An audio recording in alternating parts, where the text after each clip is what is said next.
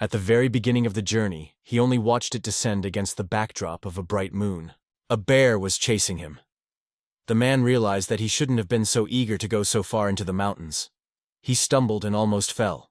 The protagonist asked if everything was okay, trying to stop the animal. However, the man shouted in despair that the creature was still behind him. I knocked down an animal that looked quite impressive from the outside. The stranger happily remarked that it was good that he was here. It seemed to him that the main character was a real desperate adventurer. But the guy modestly replied that this was not at all the case. He decided that the monster was simply injured. The man remarked that he was incredibly lucky. Thanks to the boy, he had escaped with only a scratch. Suddenly, his face lit up with surprise. He realized that he had suffered internal injuries, broken ribs, which could injure his lungs and easily cause uncontrolled rage. The stranger was not even aware of his actions. After all, he is a servant of the Monster Lord, a fierce enemy of all humanity. The protagonist confirmed that he really was a monster. But now this enemy has become his patient. He created the sword using magic to find something inside the monster. He apologized to him if he had been too harsh. It was probably best to let the rest of the wounds heal on their own. He still thought he was going to kill him. When asked if he was okay, the monster only responded with silence. The man immediately understood what was wrong, unlike the stranger. He replied weightlessly that he was not at all. He understood everything immediately. This was a rare male bear. He was angry because the man had taken his cubs. That was why the bear rushed after him, a real, wild beast, even despite his wounds. However, the main character did not suspect this. Surprisingly, he replied that the boy had already guessed that his eggs had been stolen. The protein fans explained that they too have feelings. If you listen carefully, you can catch the quiet voice of animals. The stranger needs to get around the area, so he'll give him a ride to the base. At first, he had no idea who the stranger was with such strength, healing skills, and knowledge of monsters. Finally, the stranger introduced himself.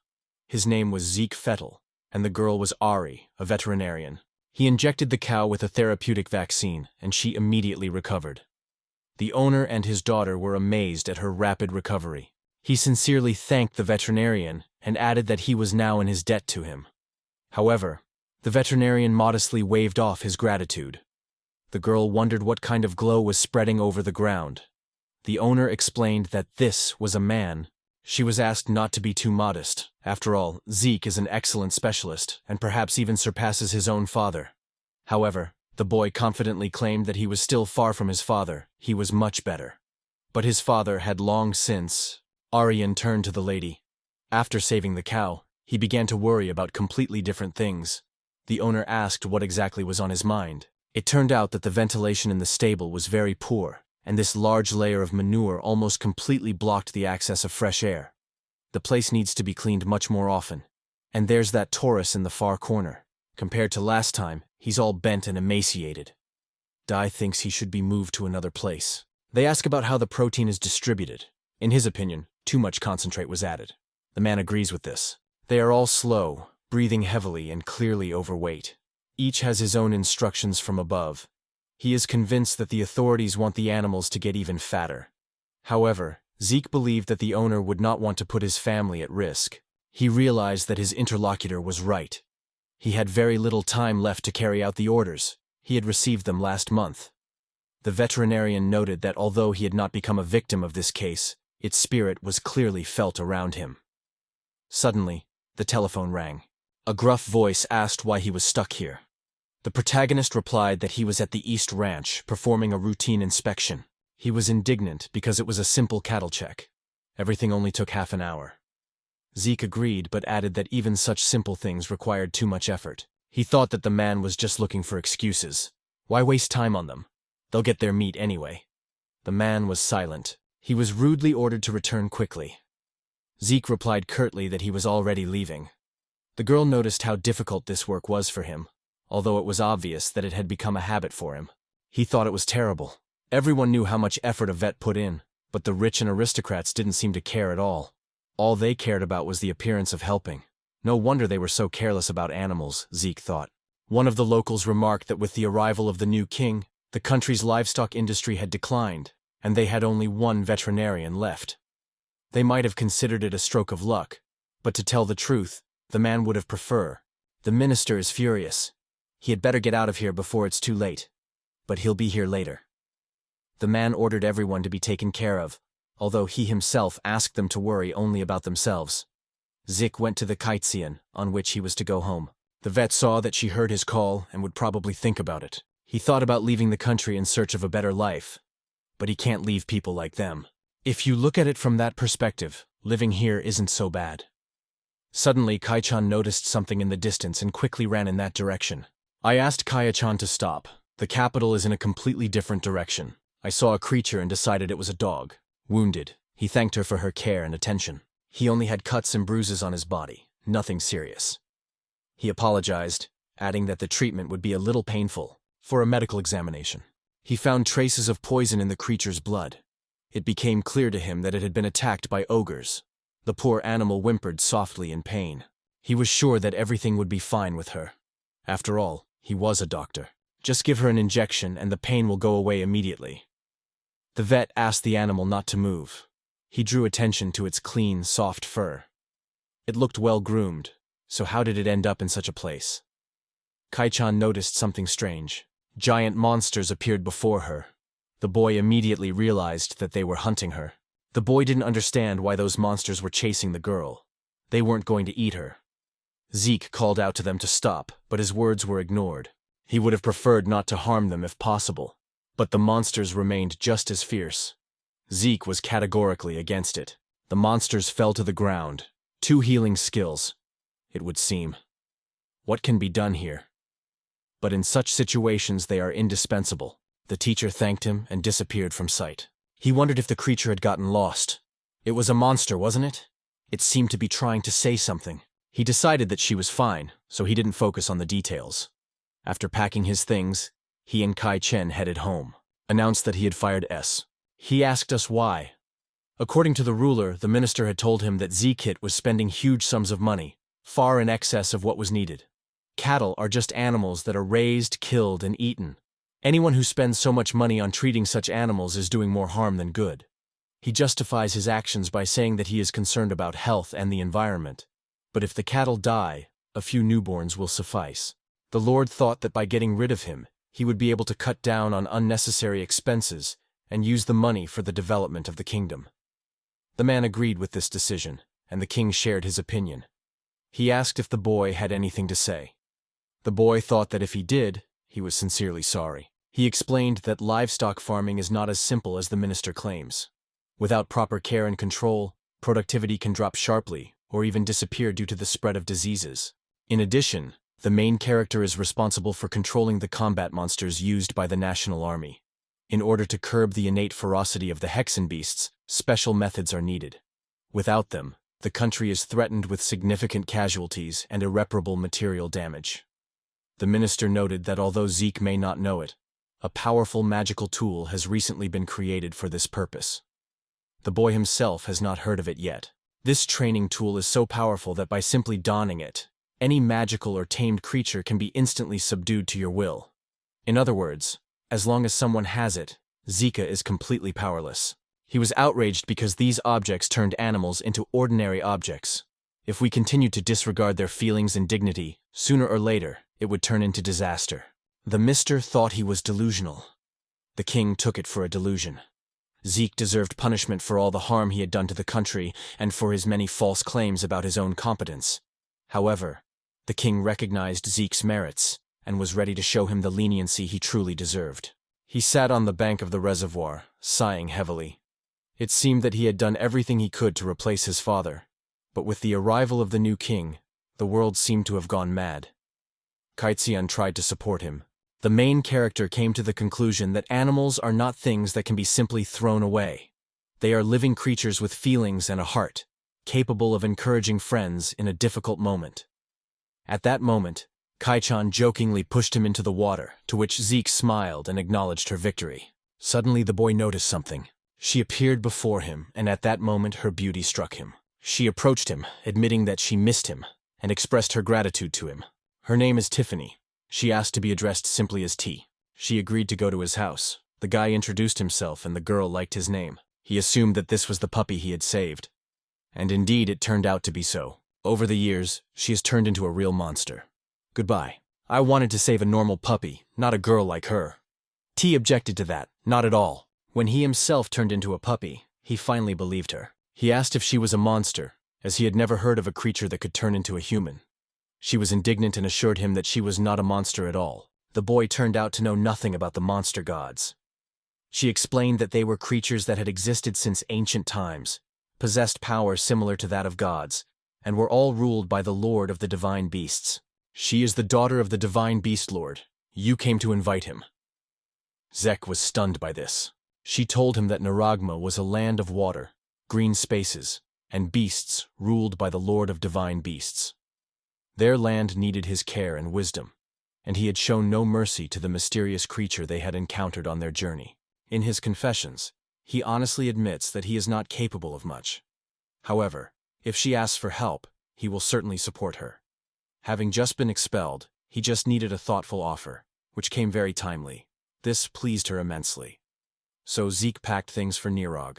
She lightly touched his hand with her paw. He noticed that his body was emitting light. The girl reported that the deal was done. Making a deal with the Divine Beast would unlock its hidden power and grant it incredible power. If he had any questions, he could ask them right now. Zek understood everything. It was time to pack up. T settled comfortably on his bed and wished everyone good night, which greatly irritated the main character. I offered to spend the night with him, but the guy wasn't interested in the idea at all. She suggested spending the night with Kai Chek. The Aryan came to the farmer's house to say goodbye. Zeke admitted that he would miss them, but he could not stay in this country any longer. The owner did not have much faith in the authorities, but assured him that they would manage. The main thing was for Zeke to take care of himself. The guy thanked him. The master and Tiffany argued about something. The master remarked that he had wonderful companions, so there was no need to worry. The main character apologized for the noise. He decided to leave. There was an argument going on in the room about a case that concerned him. The boy asked if T had said anything. The girl replied that nothing serious had happened, but he had heard someone else's voice.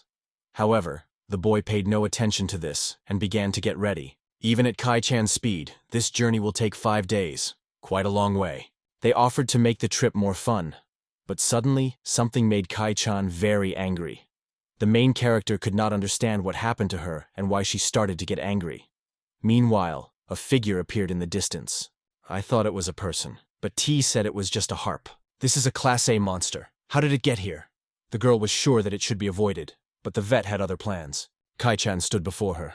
Lately, the number of injured monsters had noticeably increased. He warned him to be careful. The boy noticed that she was injured and tried to examine her, but she managed to dodge cleverly. He decided to attack him. Juice put her to sleep. Firm in his belief that everything would be okay, he acted calmly. Tiffany wondered why he was helping her at all. The guy replied that he was a doctor. Besides, these monsters had only gone mad because of the demon lord's curse. It wasn't their fault. She hugged him. In front of her stood the very Zeke she had always admired. With such a mood, Harpy herself would definitely not be able to stand it. The main character asked her not to say anything unnecessary. He said that the monsters were cursed, so it was almost impossible to tame them. However, he reminded me that he still took care of them in the kingdom. The guy explained that this was a difficult and long journey, because lifting the curse was not a one-day task. Suddenly, B ran up to Zeke, hugged him tightly, and confessed her feelings. Zeke was completely taken aback. He definitely hadn't expected such frankness. He was amazed that he was able to defeat such a high-level monster, because he didn't even remember that he had such power. He could not have imagined that thanks to the contract his power would grow so dramatically. He remembered that the agreement had been concluded only yesterday evening. The harpy constantly assures him of her love. Zeke concluded, "She can speak too." Then Tai explained that his abilities had developed to the point that he was already able to understand their language.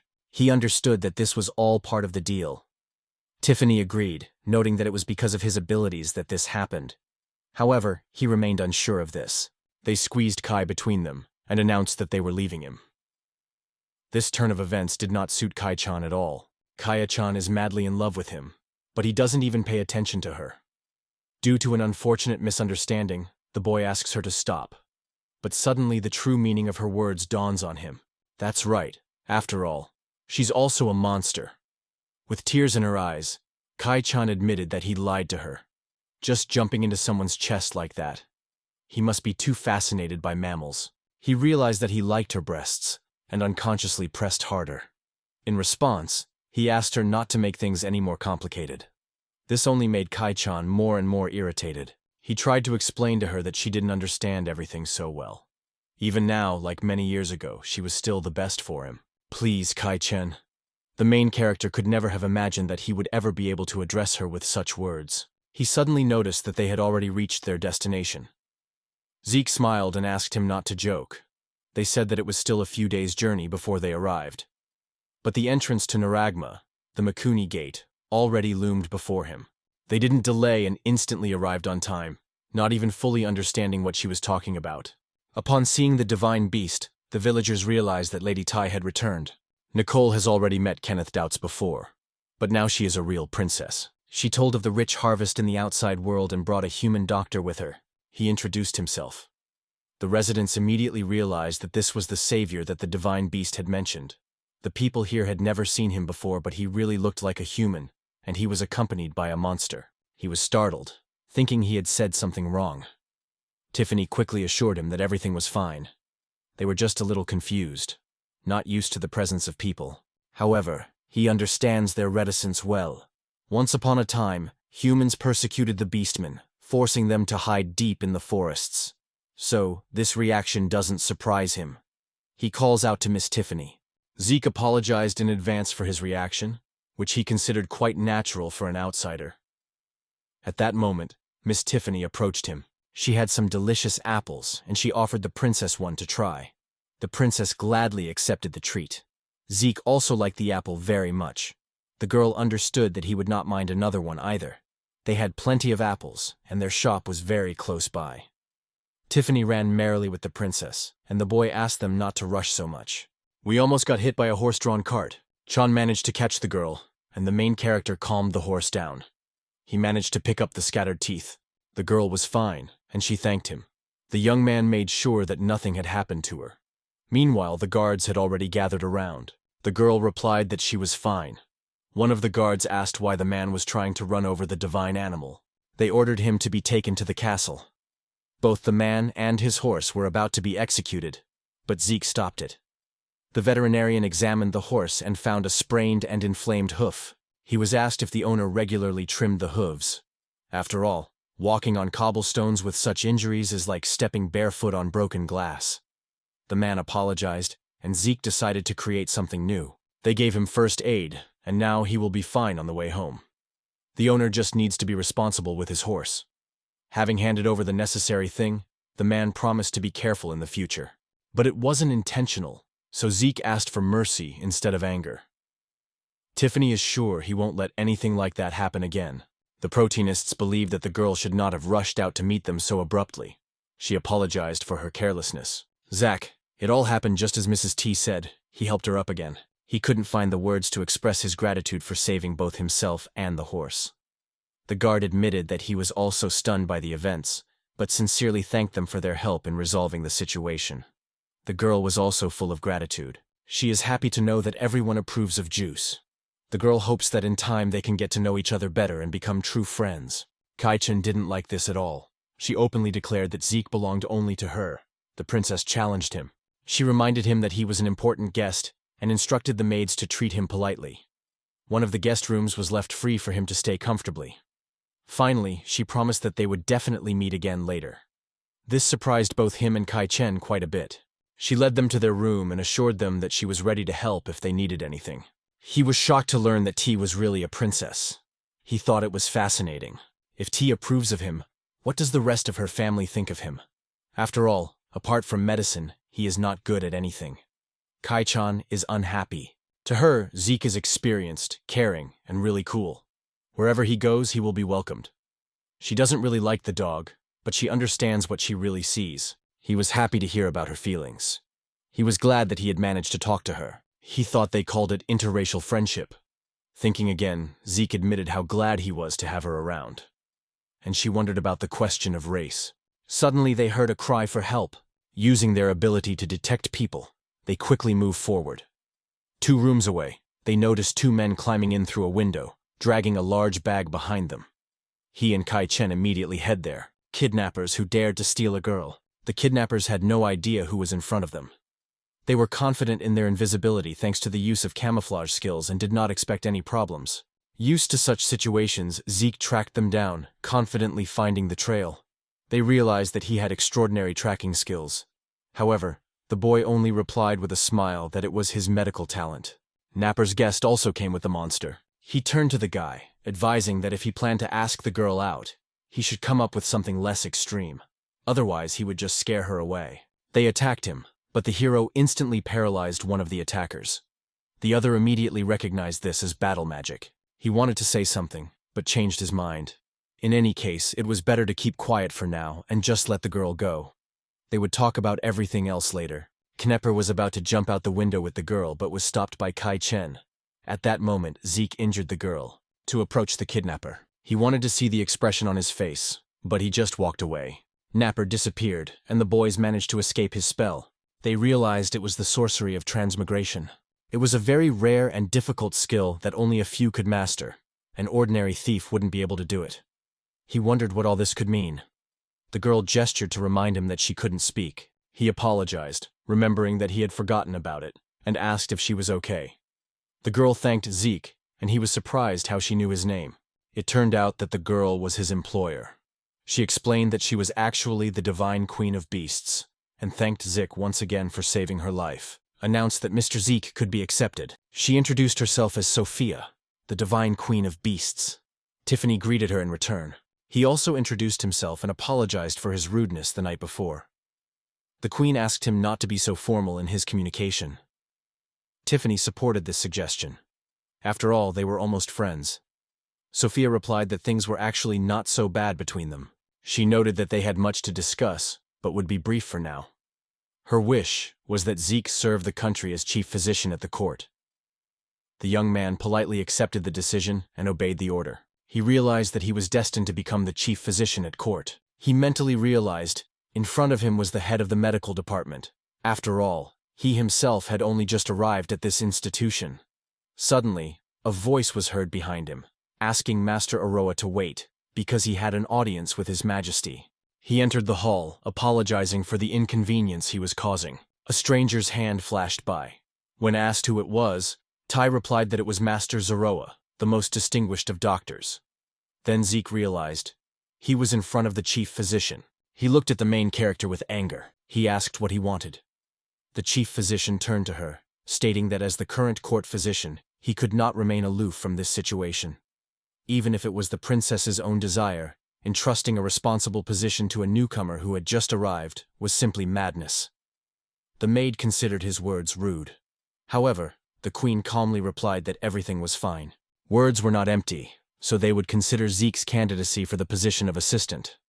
However, Sorrow doubted whether the man was really capable of handling such a role. It's amazing to even imagine that such an ugly bald man could hold such an important position, even if influential people are behind him. What if he's also a spy from another country? It's only a matter of time before he gets caught red-handed. He realized that he was really humiliating this guy. The guy was carefully observing his physique, assessing the distribution of his weight. The protagonist asked permission to examine his right hand. He didn't understand why he had to show his hand. Zeke explained that he had noticed a nervous twitch in him. The man decided that he was injured and asked to be allowed to examine the wound. But Zoror flatly refused. After all, he was the chief physician of the court. He could handle such a cut himself. He recognized the cut immediately, the same wound he had inflicted on the bandit with the scalpel last night. The guards did not understand which bandits the gentleman was talking about. They had not seen anything and had no idea what was going on. As it turned out later, the queen had deliberately concealed this information to avoid panic. She said that a bandit had broken into her chambers the previous night. Her life was in danger, but Zeke came to her aid. The guards were stunned. They realized that this mysterious bandit was Master Zoro himself.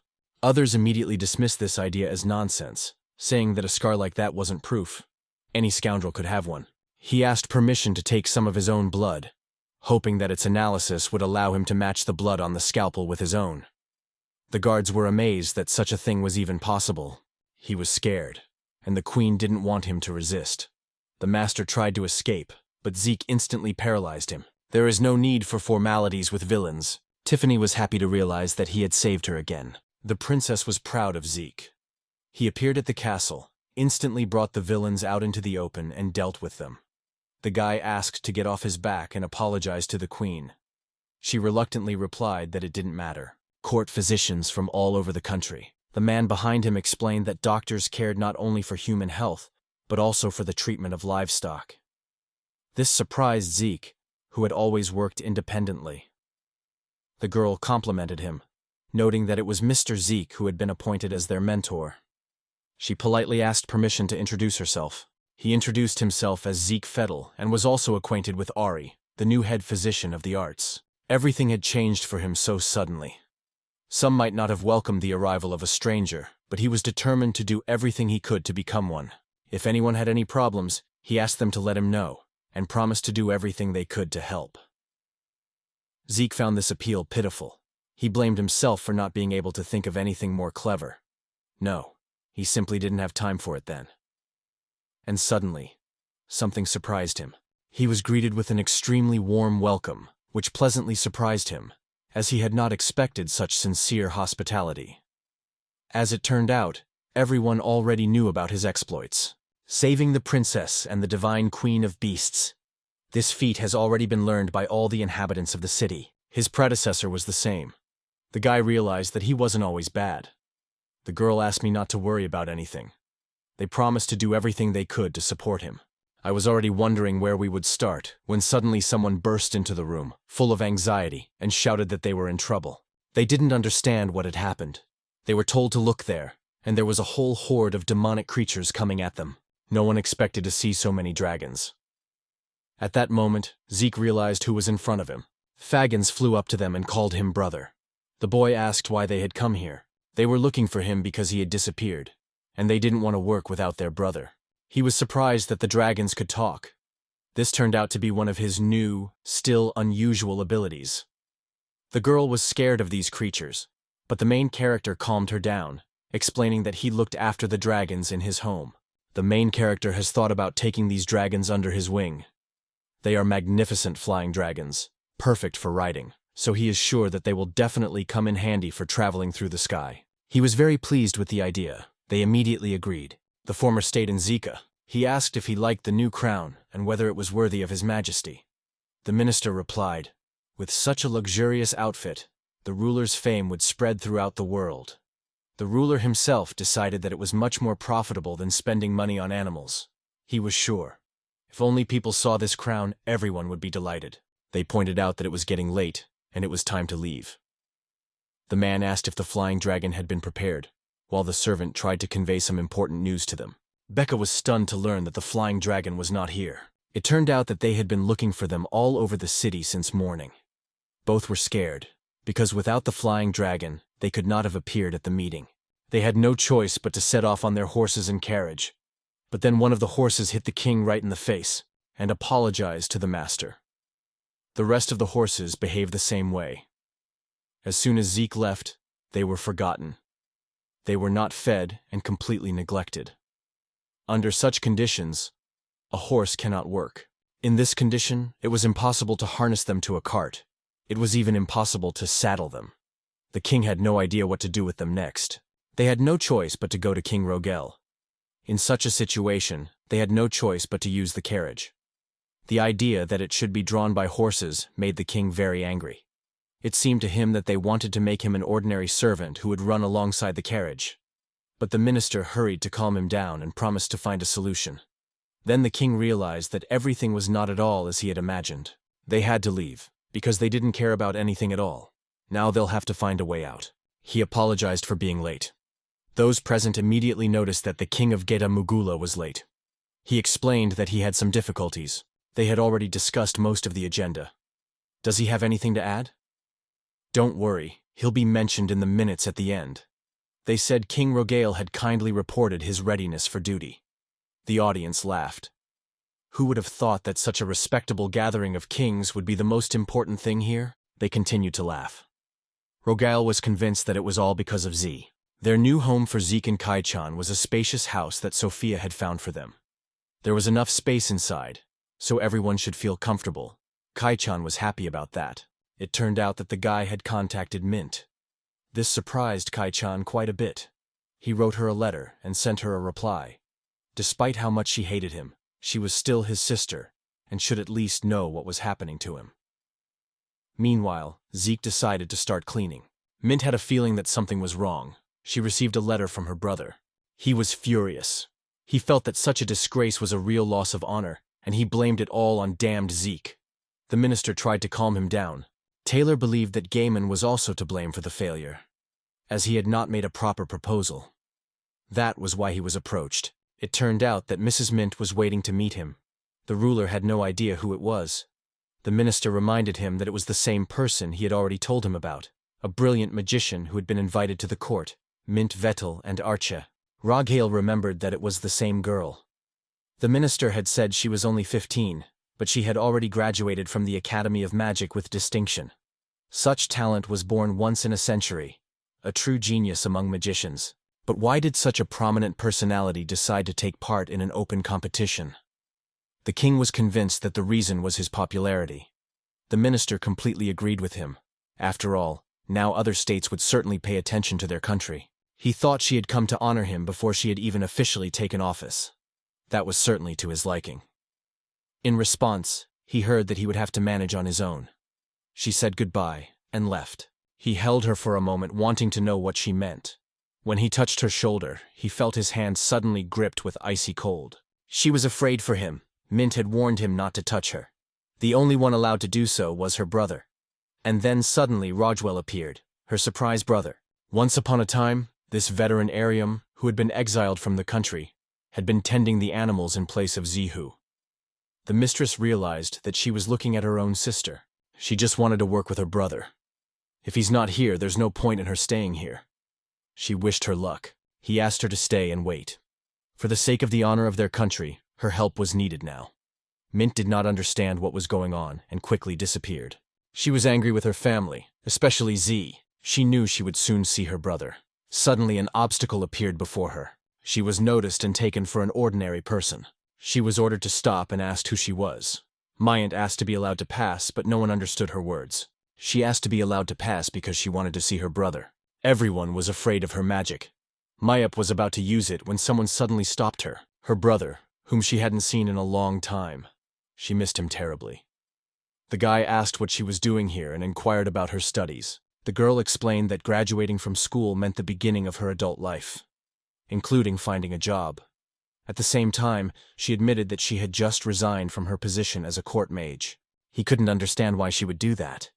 He had put so much effort into getting her a prestigious position. Explained that she only wanted to be with him.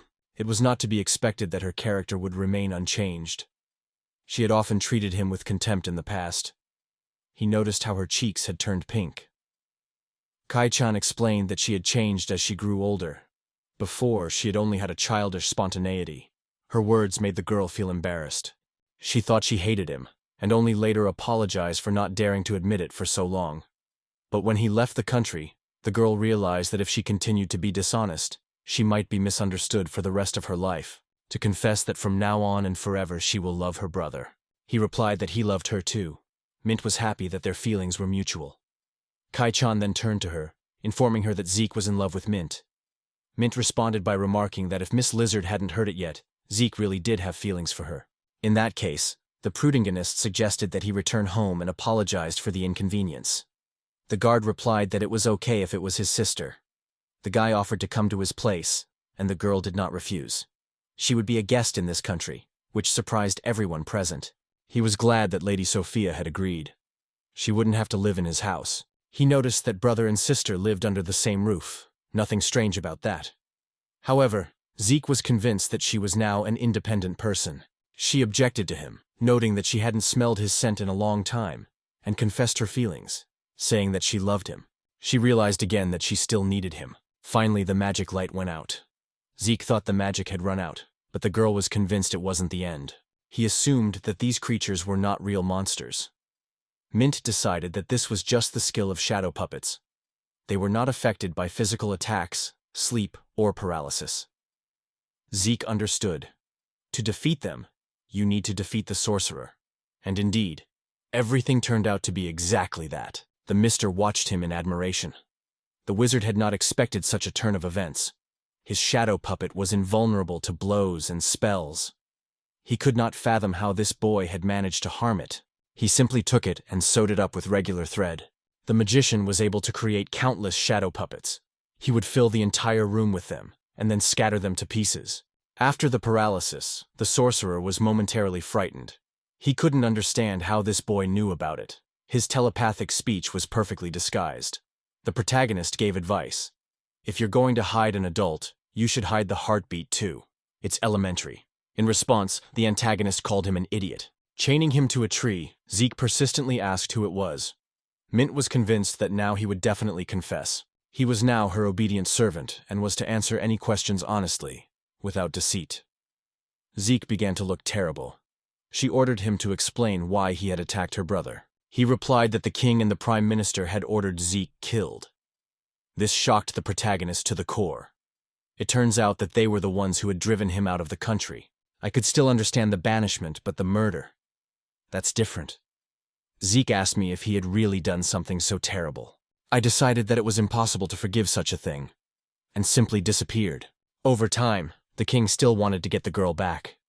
The minister remembered that it was they who had done this to Z. He believed that Gaiman supported him.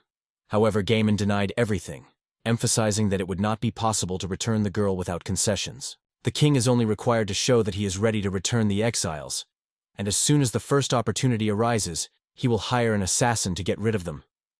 The minister thought that the ruler was too pessimistic. However, the king himself did not think so. The idea of a mercenary even seemed quite appropriate to him. He almost sent him away immediately. Finally, Mrs. Mint appeared before them. The minister reported with alarm that the murderer had already been in their kingdom when they had banished Zeke, and the king had confirmed his words. The girl understood everything.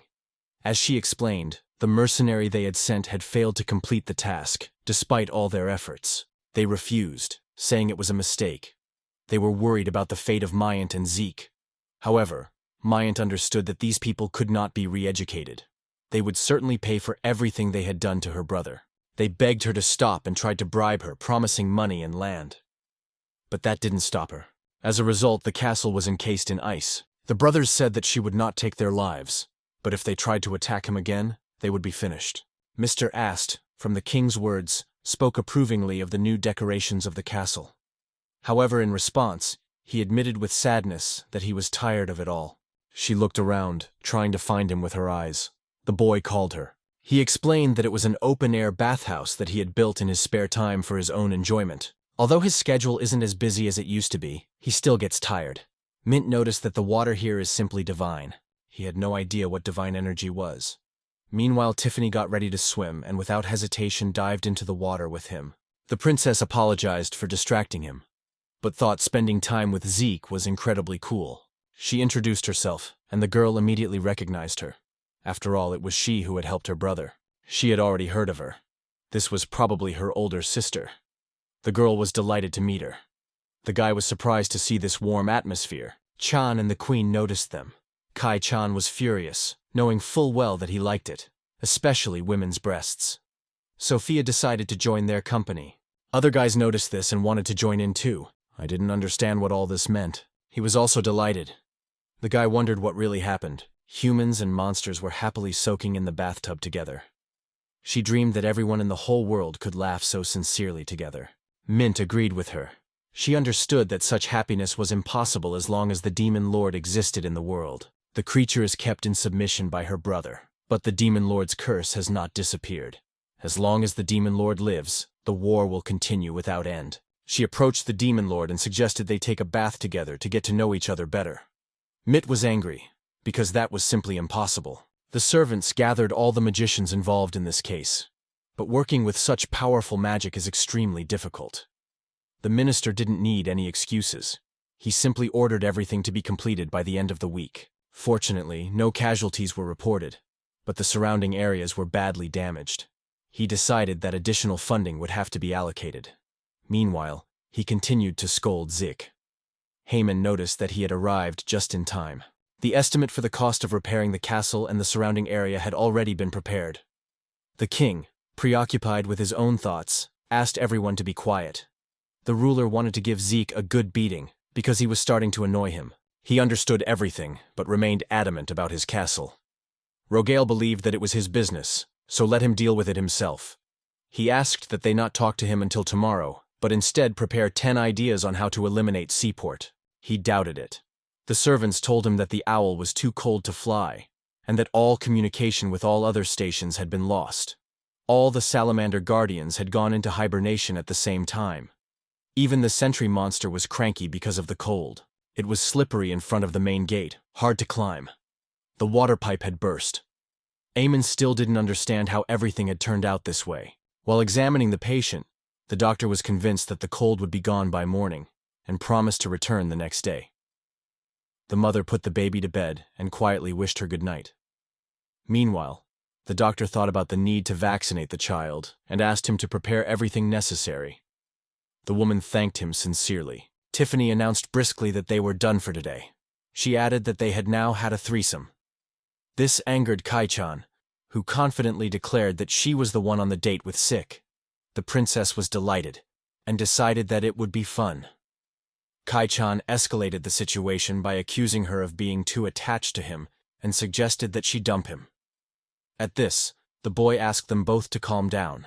He is, as always, carefree and having fun. Everything has become much calmer than before.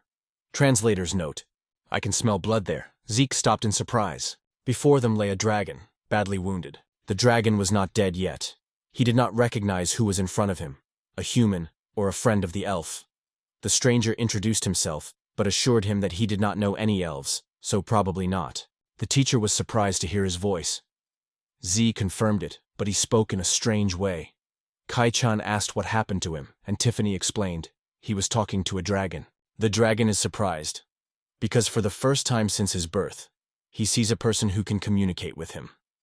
Zeke suggested postponing the conversation until later, because he was seriously injured. She asked if a person could heal a dragon, and the main character replied that it was quite possible. After all, even dragons need first aid in such situations. The dragon confirmed this. He really needed some time to recover. But why help him? Zeke calmly replied that he was a doctor, and the dragon was injured. No additional reasons were needed. The monster was silent for a moment, thoughtful. He asked Z to help him. Z was about to start treatment when he was suddenly approached. He was asked what he was doing here. This diamond dragon is a trophy from Master Elkus. The doctor asked Tai to gather as many leaves from the trees as possible. The stranger reminded him not to ignore him. The guy replied that if he was just resting here, then he should not interfere with the treatment and go away. He remarked irritably that one should not treat an Elkaz dragon slayer like that. He deserves to die. Elkaz has already aimed, drawing his bowstring. The dragon hastily calls to Zeke. Run! He knows. This warrior's arrows pierce even his diamond scales. I shoot, and he manages to track every arrow I fire. He was surprised and asked who was in front of him. Zeke introduced himself as a veterinarian and a doctor, emphasizing that he had already promised to treat him. But the enemy got angry and interrupted him, ordering him to stop lying. Is there a veterinarian among them? Noticing nothing through the hail of arrows, the dragon suggested they flee, as they were all in mortal danger. Zeke wasn't impressed at all. The boy just noticed that he was extremely irritable. Will he finally calm down and ask for some silence? Elkus replied that he remembered him, his face and even his name. He disappeared. The protagonist once again witnessed the magic of teleportation. This is not a simple magical skill at all. Does anyone really have such a power? On his field, his rivals are no match for him. He replied that he would not stand on ceremony with those who cause trouble and would act without the slightest remorse. Now that the processing had begun, he ordered the latter not to move and to stay put. He asked how the treatment was progressing. Zeke carefully investigated what else could be done to help. However, he understood that it was not that simple. It seemed that after treating the external wounds, the draconic ability to heal itself should be able to handle the rest. Even with his skills, the healing process would be extremely slow. It seems like this bastard has put some kind of sorcery on his weapon. The dragon thought this was very strange. Although he knew many dragon hunters, he had never seen anyone try to cure a dragon. The marine urged the dragon to calm down and leave the work to the doctor. The dragon understood that the doctor was trying to cure him, relying on his human powers, but this was clearly not enough. Did the creature really suggest another way, or was he just testing it? Zeke replied that he always told the truth and did not hide his limitations from anyone. He apologized because this was all he could help with at the moment. The dragon means that it needs sacred energy. It should be enough to enhance the magic. For the first time, Zeke felt a powerful flow of sacred energy on him. The dragon explained that it was extremely powerful magic, and asked if the boy could use his healing magic. However, the veterinarian believed that everything sounded simple in words, but in reality, it was not so easy. Chan wondered if he didn't have that kind of magic anymore. Guy replied that his skill only helped patients recover on their own. Healing magic was something else entirely. It defied fate itself and returned everything to normal. Besides, he hadn't even mastered what Mint was trying to teach him yet. A powerful energy rages inside him. This is not a coincidence at all. This is his path, the result of many healings he has experienced. He wondered how he knew so much, but now he understood. It was all thanks to his spirit and skillful hands. It is worth carefully monitoring your savings to keep everything under control. Improving conditions has a positive impact on market life. Although the result was far from ideal, Zeke managed to do the impossible. He healed the wounds. Tiffany immediately noticed that he had gained the title of Dragon Doctor and the unique ability God's Hand, evolving into the Doctor of 100 Beasts. He was happy for him, although he himself thought that sometimes she behaved too timidly. He was actually glad that the dragon was okay. The creature thanked him once again for his help and for the fact that it had been saved thanks to his power. He replied that he had simply done what he had to do. Before he could finish, he lost consciousness. Waking up in bed, he realized he had fainted. He no longer remembered what happened next. Only a picture flashed through his mind. The crazy elf had escaped, and he was helping the diamond dragon. Suddenly, Zeke turned his attention to the girl lying next to him. The girl had also come to her senses and was glad that everything was fine with him. She admitted that she had been very scared when Zeke suddenly fainted. Then he turned to her and asked who she was. She entered the room and immediately noticed that her brother had already come to his senses. What she saw before her shocked her to the core. Her sister realized that this country was a threat not only to that Tiffany. We'll have to hide them under a layer of ice, she thought. Zeke was sure that she had misunderstood everything. He didn't even know that seductive girl. But suddenly, the realization of her passion began to affect him too. He realized that it was Kai-chan in front of him. Indeed, it was her. The girl laughed merrily, joking that he had already forgotten her face. Sophia held the mirror up to Kaitsian, and Kaitsian barely recognized herself in the reflection. At that moment, Queen Sophia entered the room, determined to explain everything. Chan had taken on a human form thanks to Zeke's evolutionary power. Mint couldn't figure out what that meant. The main character only remembered T mentioning something like that. Did they all know about the phenomenon of monster evolution? Mint understood that it was a phenomenon where a monster increases its level by hunting other powerful creatures. However, Zeke recalled that Kai-chan had never consumed monsters as food. It turned out that it was her brother's magical power that caused the evolution. This was confirmed. Zeke understood. It was this incredible power that the dragon was talking about. Queen Sophia replied that everything was possible thanks to her contract with Tiffany. After making a contract with a divine beast, he gains divine energy. And yesterday's encounter with the dragon must have further enhanced this power. I understood that this was the power of Fedel and Ari. The queen asked about it with curiosity. The girl explained, the clan of Fedel and Ari could use the energy of the monsters with which they were connected, as if it were their own power. He became the most powerful healer, able to use power similar to that of a god. This man's healing skills amazed even Zeke himself. Magic is an amazing power that can heal anything. This man heals people, animals, and even magical creatures alike. If that's the kind of power he's gained along the way, he is sure that this is the logical conclusion of all his encounters. And now he will be able to use this power at his own discretion. However, he still didn't understand why Kai-chan was laughing so sincerely. In fact, the reason was that she was happy. Zeke's power had changed her in this way, and now her body was perfect for him. This made her truly happy. He thought that perhaps she had taken on a human form, but her consciousness was still that of a lizard. It didn't suit her to be in such a crude body. It was much better to be modest and simple. Yes, the body she had now suited her better. Kai-chan W. The queen thought these games were fun, but Zeke noticed that T was acting strangely. He wondered if this was normal behavior. She replied that she was an oracle. Divine beasts have a spiritual connection to the heavens, and hers was particularly strong. It seemed that the will of the gods was transmitted through her. Gaius concluded that everything she said about the gods was not just metaphors. It was true, they really did have a god in heaven. After receiving the information, he finally understood everything. But you can continue to live as before. That's how it is. He should choose his own path, and she will happily stay by his side. This greatly confused the hero. Sophia thanked him for the respect he had shown her, but emphasized that she was no longer the queen, but simply Sophia. She asked permission to stay by his side and watch his adventures. Otherwise, she would only feel like a burden. He didn't know what to say. Meanwhile, Tiffany entered the room.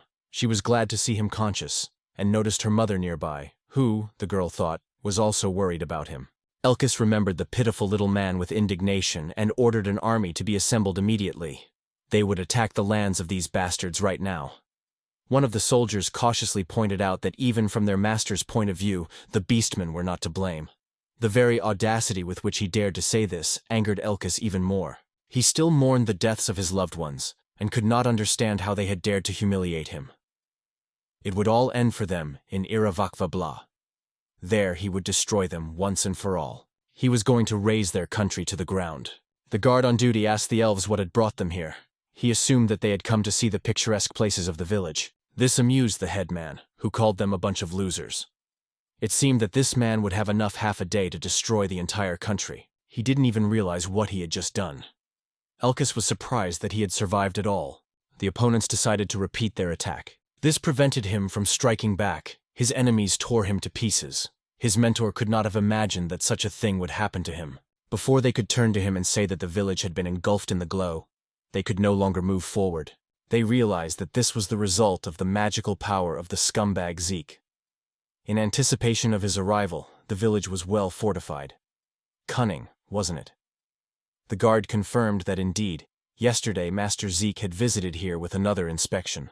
It turned out that everyone Zeke healed was blessed with a glow for a certain time. They realized that it was impossible to break through such a shield.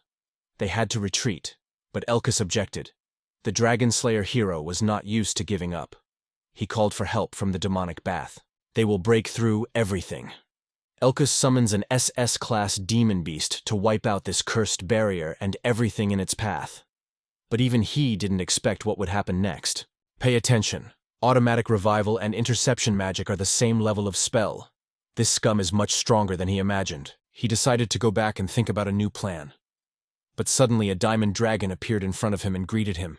He recognized the lizard he had missed the last time. It was immediately clear to him. The dragon was hungry for revenge. Faced with Zeke's power, the creature was convinced that his intentions had been read correctly. It was a good thing he hadn't been destroyed then. The opponent assumed that the dragon had received some favor from the scoundrel. Both agreed that it was time for another duel. He was sure he would crush it into small pieces. He wanted to use his magic bow, but suddenly he realized he had no hands. Magan realized with regret that he could no longer hold the bow in his hands. He wondered anxiously, how would he now pierce the dragon's thick skin? In addition to shooting, he also possessed healing magic. Usually such wounds were not a problem for him, but this time the spell did not work. The dragon explained, healing occurs only through divine power. Since Elkis attacked Zeke, the messenger of the god himself, he quite naturally lost his blessing. The opponent did not understand anything and asked to speak more frankly. What he heard stunned him. Giant dragons appeared around Elkis, and the diamond dragon explained. In other words, he stepped on the tail of the gods themselves. He begged them for mercy, but it did not save him. A group of elves on a field trip suffered casualties due to a mysterious phenomenon. He decided to ask them to step up their patrols. Tiffany was outraged that Zeke had returned to work. She thought he should have rested. Zeke replied that he was just looking at the ballots. Tiffany thought that was work too. She took the papers away from him and told him to rest. He had to give up even his meager salary after his secretary criticized him for trying to exercise. But to be honest, He was unbearably bored from the very beginning. Kai-chan could not imagine that he would ever hear such a thing from Zeke. It was G. She recently found a cave right on the border and suggested we go there together to explore it. The common name for a vast labyrinth stretching into the depths of the underworld, the source of the magical element that fills the atmosphere. It is also a source of magical energy. When it lies deep underground, its energy forms a core, and so the dungeon arises. The underworld can be compared to a living being, devoid of consciousness, but full of a mad thirst to devour people. It gives rise to monsters, traps, and evil magic. If these forces are not restrained, they will break out of the dungeon and begin to threaten the outside world. No one knows exactly where they came from. But today, brave souls from all over the world descend into the depths of the dungeon to destroy the danger that has arisen there. One of these groups entered into battle with underground monsters. He asked what the situation was. One of them replied that everything was generally under control, except for the uncle who was protecting the girl. He replied that it was his job to be a shield for others. The girl thought it was not worth putting herself at risk like that. The guys apologized to the leader for the failure to defuse the trap. She assured him that the blame lay not only with him. The girl shared her impression. The whole atmosphere of the dungeon was disgusting. However, according to her, this was not even the worst that could have been. Someone from the team suggested retreating, because the cave was teeming with S-class monsters. However, the leader resolutely refused this idea. For her, this would mean disobeying the royal order. They would lose the Prime Minister's trust, and that would be a disaster for the entire team. The girl gave the order to switch roles. Now she would take on the role of the tank, and he would cover the retreat. She warned him to be careful because she could feel the magic awakening. More and more monsters appeared. The guys realized that they would have to start all over again. But despite this, the leader decided to move on. Zeke, Princess, and Chang descended the narrow bone staircase, plunging into the darkness of the dungeon. The situation seemed alarming. Even Zeke felt a little nervous. The princess was delighted. For her, this place was entertainment, like a real amusement park. She was sure that they had reached the final part of the video. This is definitely an entertainment center. But Kai-chan doubted the reliability of the rope. He replied that even if he fell into a lava or got hit, nothing bad would happen. Zeke wondered in surprise how it all worked. The princess noticed that there were monsters here too. But, as in the real world, Zeke thought the fear of them was just ridiculous. She seemed to wish her husband death, holding her weapon at the ready. This frightened Kai-chen. However, Zeke was convinced that this was all just part of the attraction, and there was nothing scary about it. The princess continued to laugh, adding that he had scared her. The main character noticed that the monster was injured. He assumed that it was probably special makeup or something like that. Since he was a doctor and well-versed in such things, he offered to quickly examine the injuries and help if they would allow him. After examining him, he cast a healing spell over the monster's entire body to cure all ailments. Suddenly, he felt the pain in his back increase.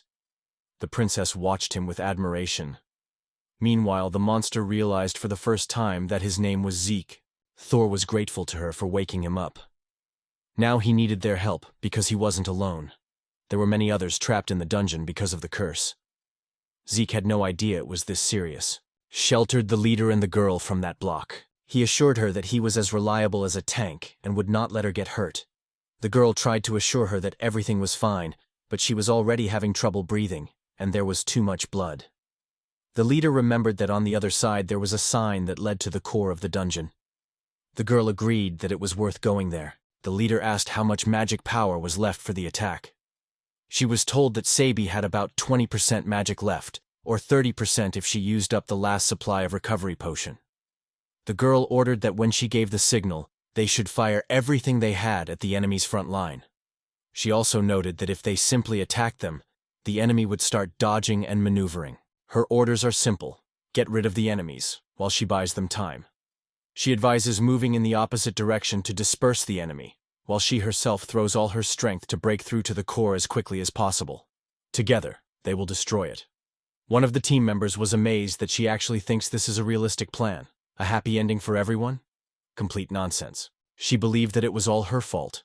She had underestimated the complexity of the dungeon, and thus put everyone in danger. The responsibility lies with her. Then another participant pointed out that she had again not thought out the plan with the demolition of the wall enough. If she continued to use this strategy, the dungeon would not be an obstacle for her. But had she taken into account the quality of the gunpowder, the strength of the walls? What were they made of? Had she calculated the force of the explosion taking into account the terrain? In fact, she didn't even know the properties of the core. The leader didn't like the fact that he was constantly drawing attention to her every mistake. He was sure that they would cope with this task. The guys believed that they would all return alive. The leader felt sincere gratitude to them. Although they had already discussed the possibility of an explosion, this time everything worked out. There was no explosion. He was surprised to see so many people. The adventurer did not recognize him. He introduced himself as just a doctor who happened to be there. He seemed to have suffered a lot. But the Minotaur assured him that everything was fine. The curse had worked, but karmic consequences had also taken their toll. Zeke noted that indeed everything looked good. Not that much time had passed, and the power he now had was simply incredible. Not only is he able to support the entire group, but he can also effectively fight monsters or heal. They thanked Tim and admitted that he was worthy of becoming their mentor. He didn't dare ask for it directly. It was too embarrassing. Everyone assumed he was the Demon Lord. He met with Elizabeth, went through all the necessary formalities, and now they officially became residents of Nero. They were surprised to learn that they both came from the same city. Elizabeth did not hide her surprise either. The girl realized that in front of her was the same veteran Ari, about whom she had been told so much. She admitted that he had become a true legend. According to rumors, he had long been considered missing, and the state still felt the loss after his disappearance for a long time. They told her that it had been quite a while. As it turned out, they belonged to a detachment under the direct command of the Prime Minister, so they had been sent to this very dungeon by order of the king. Sick concluded that these people had also had to go through a lot. The girl agreed, and said that she would have enough adventures for today. The main elite group of the S-class country is the Twilight Dragon. In reality, it was the Prime Minister's personal army, and this time, they were sent to the hellish dungeon without any preparation. Zeke thought about hell itself. It was indeed a test for them, but thanks to the blessings of the gods, they came out of there unscathed. It only confirmed that the place was indeed hell, and despite everything they had arrived here with relief and joy. Zeke apologized. Their behavior had indeed not been very polite. She thought it was some kind of date, but the guy explained that he had just dropped by to see her briefly and would be back at the infirmary shortly. At this point, the monster waiter apologized for his delay. He was glad that everything was going so well for them. The monster thought it was all thanks to his efforts. Elizabeth agreed with him. K-Cav had lifted the curse from all the monsters in the dungeon. The monster appreciated this and hired everyone. It was amazing how generous this kingdom was. Yes, they had Lady Sophia to thank for all of this. Bat was embarrassed by her words spoken in the dungeon. The monster only reassured her. This happens to everyone. Juice believed that yesterday's enemies could become today's friends. The past did not matter. The main thing was what is now. Elizabeth supported his opinion. Beastmen and even monsters laugh together here, and it's all thanks to him. It's incredible. It's the atmosphere that made them decide to move here. He thought it was because of the delicious food. The girl agreed. According to her, the local cuisine is really delicious. At that moment, his friends called him. Elizabeth apologized, but she had to leave, because there was a festive dinner ahead. Noticing the scar on her cheek, the hero decided that next time he would definitely fix it. The girl just smiled and assured him that it was not scary. She had this scar for a long time. The people she met left a mark on her memory, like a real reward. Zeke was surprised that this scar did not need healing. The guy asked about the memories associated with it. Elizabeth at first took it as too personal a question, which would embarrass her. He apologized, and then it turned out she was just joking. To get to know each other better, she promised to tell him everything herself. Then Zeke decides to make more of an effort. Kai-chan, who was eavesdropping on their conversation, noticed that he blurted out something unnecessary again. The dragon learned the man's name. The dragon confirmed that this was so. He thought that this man might be useful to him. The king decided to visit him personally. Then the diamond dragon suggested warning the others, but the king thought it unnecessary. The diamond dragon asked him to stop. His bladder advised him to wait a little longer. Couldn't believe their legendary Twilight Dragon had left the country, and she didn't know the details. They only said that they left for personal reasons. He was furious that they had been sent on such an important mission, and they had the nerve to just walk away. They tried to calm him down. The minister asked what it all meant. The bartender just threw up his hands. He said he didn't know. After all, these people serve the prime minister. Doesn't he know better than anyone else? The minister was confused. He found only a few resignation letters, but the real reason remained unknown. In any case, the ruler did not want to ruin his reputation because one of his subordinates decided to run away. So he immediately ordered a replacement to be found. They concluded that the king had no real understanding of the true state of affairs in the country. But it's not just her and her friends who have left the country. Lately, they've been getting more and more requests to deal with escaped magical creatures or pets that are roaming around unsupervised. Such unpleasant situations are happening more and more often. After all, it's the government that should be responsible for order and security, so they want to know what measures the authorities plan to take. He realized that both deserved the reward. The king was stunned to learn that Zeke was also involved in this matter. The bartender immediately asked him to stop. If they're going to make a fuss, let them do it outside. The ruler of Rogale was enraged by the audacity. How dare he so rudely strike him on the leg? At that moment, the bartender was surprised to notice that it had snowed. A rare occurrence at this time of year. They did not have time to come to their senses, as everything had already happened. The king had no idea that an even more terrible and ominous event awaited him. When the dragon appeared before his eyes, he cried out in horror. He couldn't understand why the dragon was right in the center of the city, and what the role of the guards was in all this chaos. I assumed this was a human settlement where there should be a veterinarian. But finding one turned out to be more difficult than I expected.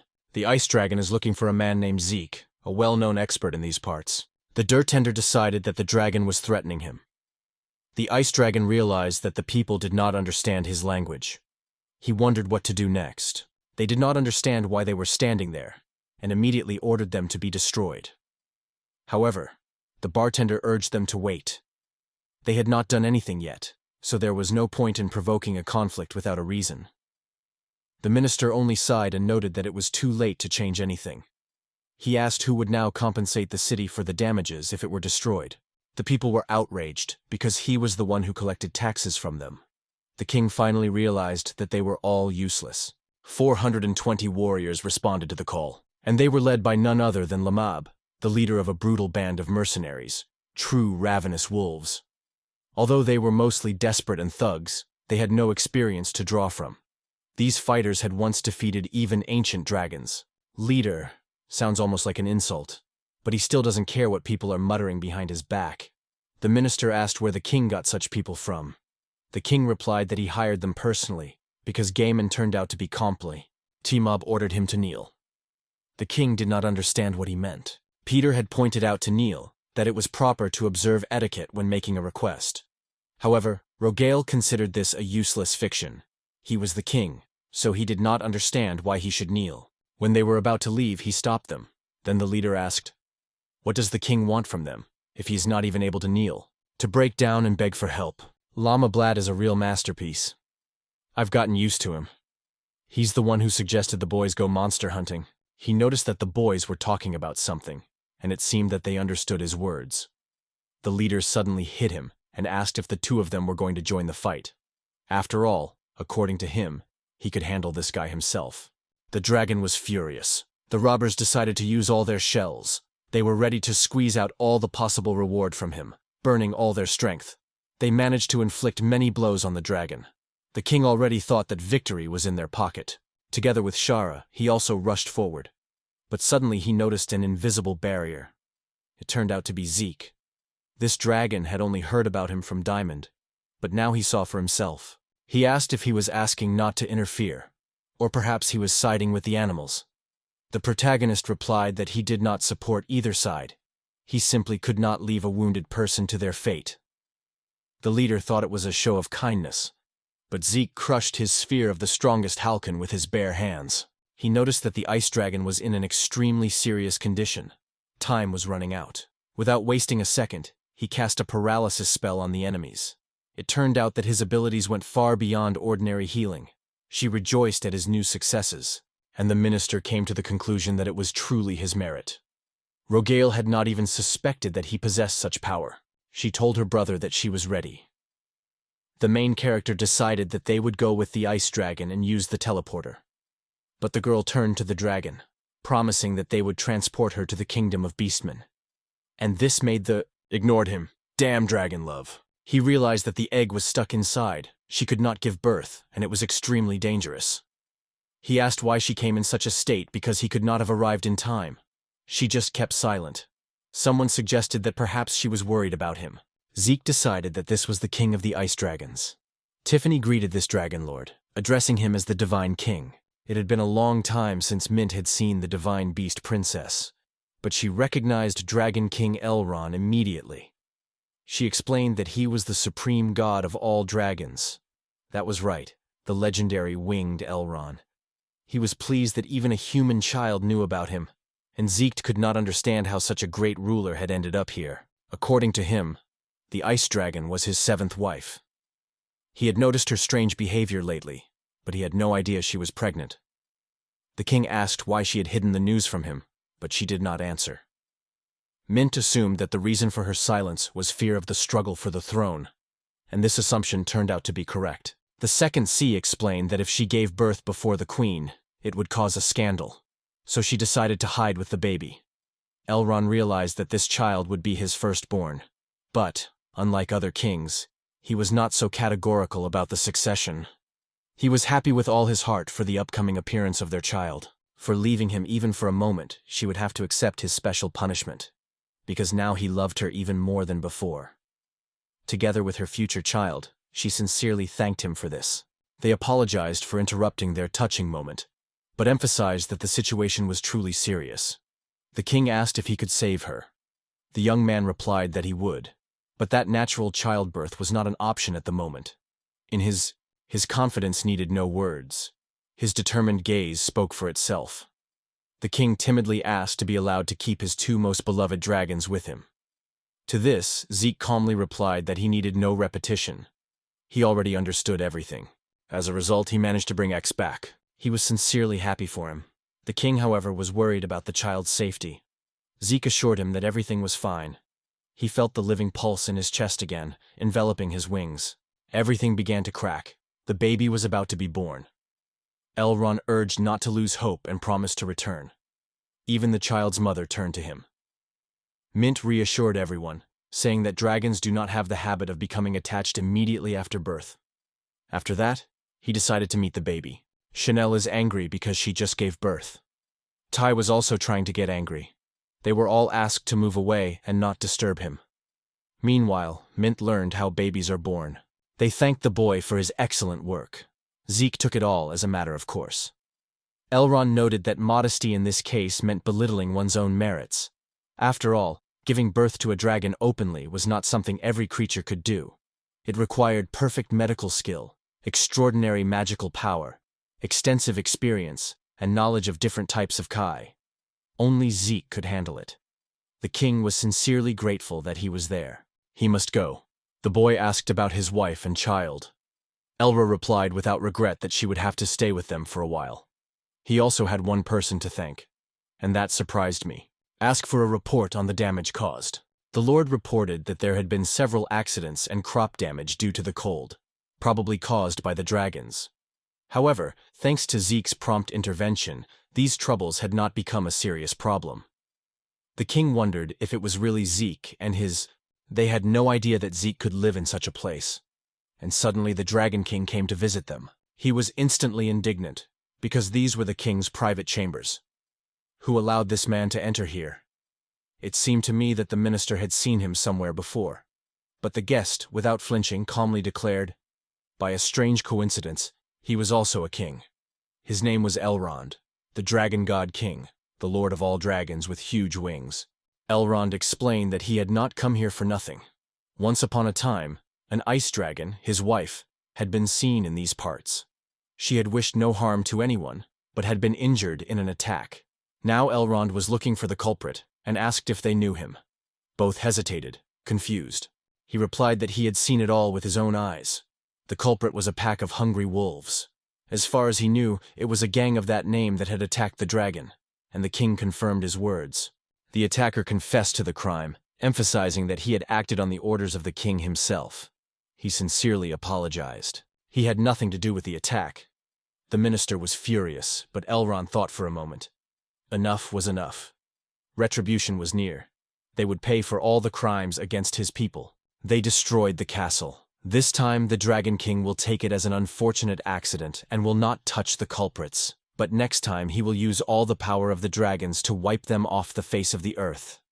He warns. Let them remember this. This time they were joined by the hero Makeen, who had missed the most interesting part. The king was pleased with his appearance. She visited Zeke at his house and smiled happily when she saw him. The guide jokingly asked if she had behaved well today. The girl confidently replied that, of course, she had been obedient. But, looking at them sadly, Zeke asked what had happened. The girl assured him that everything was fine, except for the little things. All sorts of things constantly settled in Zeke's house. Finally, Zeke realized that there was nothing he could do. Elrond and the Ice Dragon had asked him for this themselves, so he agreed to help. The girl remained dissatisfied. In her opinion, it was not at all necessary to perform services if someone asked you for something. She spent the whole day with Zeke. The new girl, named Shay. That's the name Zeke gave her. Zeke explained that he had named her Shia because of her sky-blue scales. At first he thought she didn't like the name, but she thanked him.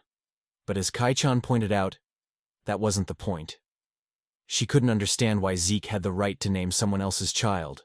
He explained that for dragons, family always comes first. The Dragon King was so grateful to his brother that he let him choose the baby's name. Juice realized that he could not change anything anymore. They would understand each other. The boy heard an unfamiliar voice and asked who it was. Kai-chan had disappeared. She was gone too. Malusians, spatial displacement. He asked what he was after. She asked him not to worry, said she just wanted to ask a question. She introduced herself as Olena, and then Zeke clarified once again what exactly she wanted from him. It was hard for her to put into words. Zeke wanted to help everyone he could, but that wasn't what she had asked of him, was it? It turned out that it was exactly what was expected of him. Monsters, gods, beasts, and dragons, creatures that would never meet in ordinary life, gathered happily around him, trusting each other. She didn't understand how such a thing could happen in her home. He himself thought about this, but the answer was always the same. He helps only those who can be useful to him. The rest, it is he who finds him, seeks his path and the power of the gods, which he holds in his own hands. Everything that happens around him is a consequence of his choice. In his opinion, everything is very simple. There is no point in separating humans and animals. They are all the same. Zeke, calm down. Chan couldn't understand what was happening to him. He apologized, explaining that he was lost in thought. Meanwhile, Drew's gaze drifted towards something that caught his attention. One of the others instantly flew up to the boy and, turning to him excitedly, asked him to fly with them, explaining that they were in trouble. The patrolmen were not told exactly when the guests from the border would arrive. They would have to wait for confirmation. Mackinnon did not understand what was being discussed and who he had been mistaken for. Bureaucratic obstacles forced him to act quickly and creatively. He decided that no one would recognize him here, so he boldly introduced himself. Howard of Slot Macon was the best the new royal guard had to offer. No one understood why he had appeared here. One of the warriors shouted loudly that a hero had arrived and ordered the gates to be opened. He quickly kicked the door open. The soldier asked in surprise what he was doing. He replied that the whole problem was your unpreparedness. No one had taken care of proper preparation. And he added angrily that they should no longer annoy him with their ridiculous ideas. The inspector finally decided that this man really did not meet the requirements. Such people should not be allowed into the country. The stranger replied easily that there was nothing to worry about. Just let him in, and then he would take care of everything himself. The guard tried to detain him. He easily cut his way through a giant gate of immovable stone, which was guarded on all sides. Such was the hero's incredible strength. He asked to be allowed to pass, but the grumpy guard stopped him, as it was forbidden by the statute to pass further. This greatly irritated the boy. They were playing their own game, but Warren knew perfectly well that they had made the first move, so there was no point in blaming him. They didn't understand what this magic was. Mac could have focused his power right on their homes behind them. If he had destroyed the entire village and its inhabitants, they would probably have become more submissive. The thought terrified them. He had already accumulated a lot of magical energy. He could destroy not only their huts, but also the entire country. Poor people. But suddenly something stopped him. Zeke turned out to be the savior. It was then that he realized that the legendary hero Maken was standing in front of him. He must have been banished from the kingdom. Most likely he had deliberately followed him. The boy's magic had disappeared, so he decided it was just a diversion or something. He realized that he was a Sikh. He had been sent by the king himself to bring the boy back. However, the way in which he had asked him to return was rather funny. He would soon see that. He went back to his own room because he didn't want to know how awful it smelled in that nest. Besides, he had forgotten his deodorant at home. Zeke's words about going home made a strong impression on him. He repeated these words again. He was no longer a citizen of Gatha, but a native of Narakma, the land of beasts, and he had no intention of returning. Mac admitted that these words had really touched him. Mac is incredibly nervous when Zeke puts him in this situation. The hero asked him to act like an adult and listen to him. The warrior reminded him that the king had ordered him to be brought back alive. But the hero was well aware of this, but what exactly did alive mean? Is it enough that he is breathing? Or if his heart is still beating? Or maybe it is enough to just bring him back, deprived of an eye but with magical power. And that will be enough, and use the holy sword to wish Zeke a death. The character used paralysis, and it was able to stop him. The warrior was worried about him, but the warrior angrily ordered him to be silent. Let him go, otherwise he would die. He was surprised. Paralysis is a skill of the lowest level. Was it really the one that was able to pierce him with the holy sword? No, that was impossible. Most likely, it was a bluff. Nakan decided that Zeke was only pretending to use a completely different skill. They advised him to return home if he did not want to suffer. However, he took it as a challenge, because he considered himself a brave warrior chosen by the goddess herself. The barrier blocks any magic that ordinary people use. As long as this protective wall exists, magic with any element will be useless. In the meantime, he will relentlessly accumulate power to finally destroy Z. 130%, 120. He counted, as if he were counting down the last seconds of his life. McKean carefully collected all the magic, leaving no trace of Zeke. But Zeke unexpectedly used another type of magic. The hero was surprised. After the electric shock, he was now an icy element, snow and ice. He was smart, but it seemed that McKean did not quite hear him. Now no attack could harm McKean. He became invulnerable. Magic Zek stopped the enemy and shocked him with electricity. Stunned, the enemy asked what he had done to him. The protagonist used Miss Ice's alchemy, a divine skill he gained through an alliance with a dragon. This power is even more effective than the goddess's abilities, making it hard for the enemy to believe what had happened. In combat, Ari's skill in fog and ice alchemy increased by another 32 points. Although the enemies seemed defeated, Zeke did not think so. He is among the most powerful heroes in the world. The boy asked the warriors to take him with them, and ordered him not to return again. He told the queen everything that had happened, and said that he had sent the boy away. The queen said nothing, wondering if she had made a fatal mistake. The news never reached them, so the hero arrived in their country as a messenger. In any case, it is not difficult to understand that the appearance of a new person promises them only new problems. Zeke sincerely regrets this. The trolls interrupted the conversation, saying that the enemies attacked first. Zeke-san was only protecting them. If they were guilty, it was only because they failed to complete the task. They were ready to accept any punishment. Lispoy is Zeke. They replied that no one had thought of any punishment. But the king insisted. If rumors spread that they had kidnapped someone as influential as Zeke, it could lead to a full-scale war with all the neighboring human states. He assured her that he had come here voluntarily. The queen replied that until he could prove it to the whole world, his words were worthless. Someone from the audience turned to Lady Sophia. They suggested knighting Lord Zeke.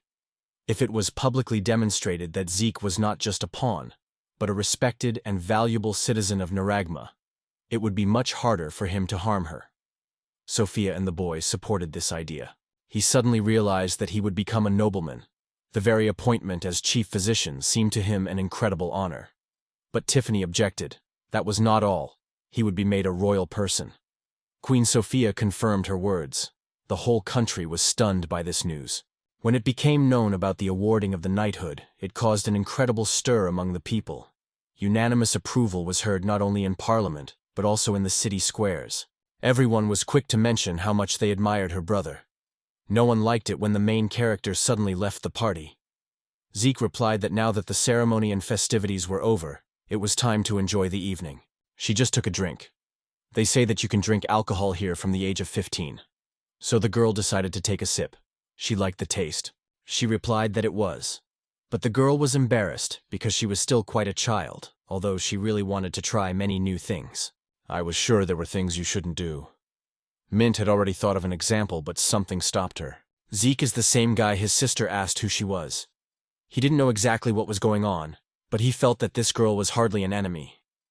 Elena realized that she also belonged to their circle, so they would have to listen to her words. She came to ask for a favor. She needed his help as a veterinarian. Her father is a demon lord himself. He spoke out against the authorities. The minister was shocked by what was happening in the country, could not understand what had caused the riot and what the essence of the problem was. The guard explained that it was an outbreak of popular anger. He added that the outbreak of the epidemic on state farms had led to a sharp increase in food prices. The guards had lost their self-control, order had been shaken, and recently, something had to be done about this situation immediately. By that time, the king was completely exhausted. He was convinced that it was all the hero's fault. Meekin, a true hero, would never forgive this scum. He would see to it himself. We would make him see it with his own eyes. The guard explained that this had been the case ever since he had returned. The king tried to influence him, but it had no effect. The soldiers turned to Meekin, asking him to stop because he was disturbing those around him. They reminded him that he was a hero and had always taught them self-control. But the boy abruptly interrupted them, ordered them to be silent and not to tell him what to do. He replied that although it was the king who had brought them together, the main goal of their team was to defeat the demon lord, so they shouldn't forget that. He just smiled mockingly. It was unexpected for him to hear them called a team. After all, in his opinion, they were just a bunch of weaklings who were only increasing their numbers. Without him, a true hero, they would all have been dead a long time ago. At that moment, he was approached by. It turned out that Seek, Fettel, and Ari had already been found. The hero was ready to deal with him immediately. He was informed that he was in the castle of the demon lord. The young man noticed that the time had come. A bloody massacre awaited everyone here. When he first saw the castle, the boy stopped, amazed by its grandeur. Elena asked if he was scared. They had come here unaccompanied, but the boy did not believe that it was a trap. The only thing that worries him is the unexpected appearance of the heroes. That is why Mint and the others stayed behind. The guy decided to make sure that the girl was really sure of her choice, to lead a person to the demon lair. She replied that she was doing it for her father. The princess went limp and fell to the ground. Zeke decided that it was a curse. At that moment, a stranger approached them and sternly told them that the princess should not have done that. You shouldn't be so loud and rude in public. It's completely inappropriate. Jem greeted them with these words. They also wondered why their princess had brought some weak person into the chambers. Zeke apologized for his behavior and introduced himself. Perhaps so, but he will still have to answer to him. Now Jammer temporarily acts as prime minister in place of the ailing ruler. He advises against acting rashly. He asked if the princess was feeling better. The girl smiled slightly and replied that she was more or less fine. She asked the man to examine her father, because no one in the castle had ever been able to cure the lord, so they needed a fresh look from the outside. Jammer was sure that this would not help, so Zeke and the girl left the room in silence and led the boy to his father's chambers. Zeke understood where she was leading. It turns out that demons don't always stay loyal to their own. It was probably this sorcerer who had cursed Yulin, and from his language it was clear that he was too conservative. If that was true, then the demon lord's illness was also his doing. I had seen a similar curse, though it wasn't as powerful as Alinas's. The girl asked what he thought about it. He admitted that his condition was terrible. A powerful curse was slowly spreading through his body like a spider's web, eating him from the inside. It was worth trying the usual treatment, and everything could fall apart. This amused Jabber no small amount. I realized that in front of me were demons. Their bodies were too different from human, animal, or any kind of monster, and the flow of magical energy around them was extremely strange. However, this was a completely unknown realm to me. So the advisor asked what had happened. He mentioned the power that had healed the dragon and asked if Elena believed it. She confidently confirmed that she trusted him. The minister smiled broadly, imagining that it was a real miracle, as if the goddess herself had touched him with her hands. He was convinced that he had witnessed the true magic of healing with his own eyes. They really don't understand anything. Healing magic, capable of healing everything in the world, is like poison to demons. What would happen if such power were applied to a defenseless demon lord? He couldn't help but laugh. But it was thanks to Zeke's spell that the demon lord came to his senses. Realizing where he was, the man finally recognized his daughter. The girl, with tears of happiness, rushed into her father's arms, and this touching moment struck Jim to the core. He explained that he had slept too long, but Zeke, a human doctor, had cured him. The demon lord finally realized that he was a human and thanked Zeke for his help. But Zeke only smiled slightly, saying that he was just doing his job. He was asked why this had happened. The minister could not explain it either.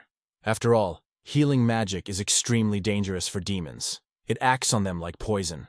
He honestly admitted that he did not know for sure, but he had no doubt in his success. His divine abilities were becoming stronger every time. Perhaps the meeting with Elaine and his sincere desire had given him even more strength. This deeply touched the girl. He thought it was absurd. No human could lift that curse. But the demon lord realized it really happened. No one else would even think of trying such a thing. According to Jammer, he sincerely hoped that the Supreme Lord would remain his puppet. He can't change anything. All he has left to do is destroy anyone who gets in his way. He was safe now, but he couldn't win in his weakened state. Waiting for the stomach juices to dissolve them completely was no option. The demon lord realized that the room itself was a manifestation of Jammer's magic. It was a carefully considered move. But Elena didn't think this was the time for compliments. She was confused and didn't know what to do. Then Zeke asked her to entrust everything to him. He continued to laugh. It never occurred to Zeke that he would have to use a mixed magic beast, but he had no choice. Suddenly Zeke summoned the power of Frost Emily's alchemy. Jammer was stunned. A monster, a special class of demon, secretly bred specifically to destroy the demon lord, had been destroyed by an ordinary human. It was Zeke Kato Lane. The time for retribution had come, but Jammer said, "Not yet." He ordered an army of demon lords to destroy them. The lord realized that the entire army was now under his command. This frightened Elena, who remained bound by the paralysis inflicted by Zika, immediately used the magic of transport. And then it dawns on her. It's all about the teleportation crystals again. First Zoroa, then the elf, and now this. It seems like someone is buying them in bulk. The owner said that Jamar creates the crystals and gives them away to anyone who wants them. Everything indicated that he was behind all this.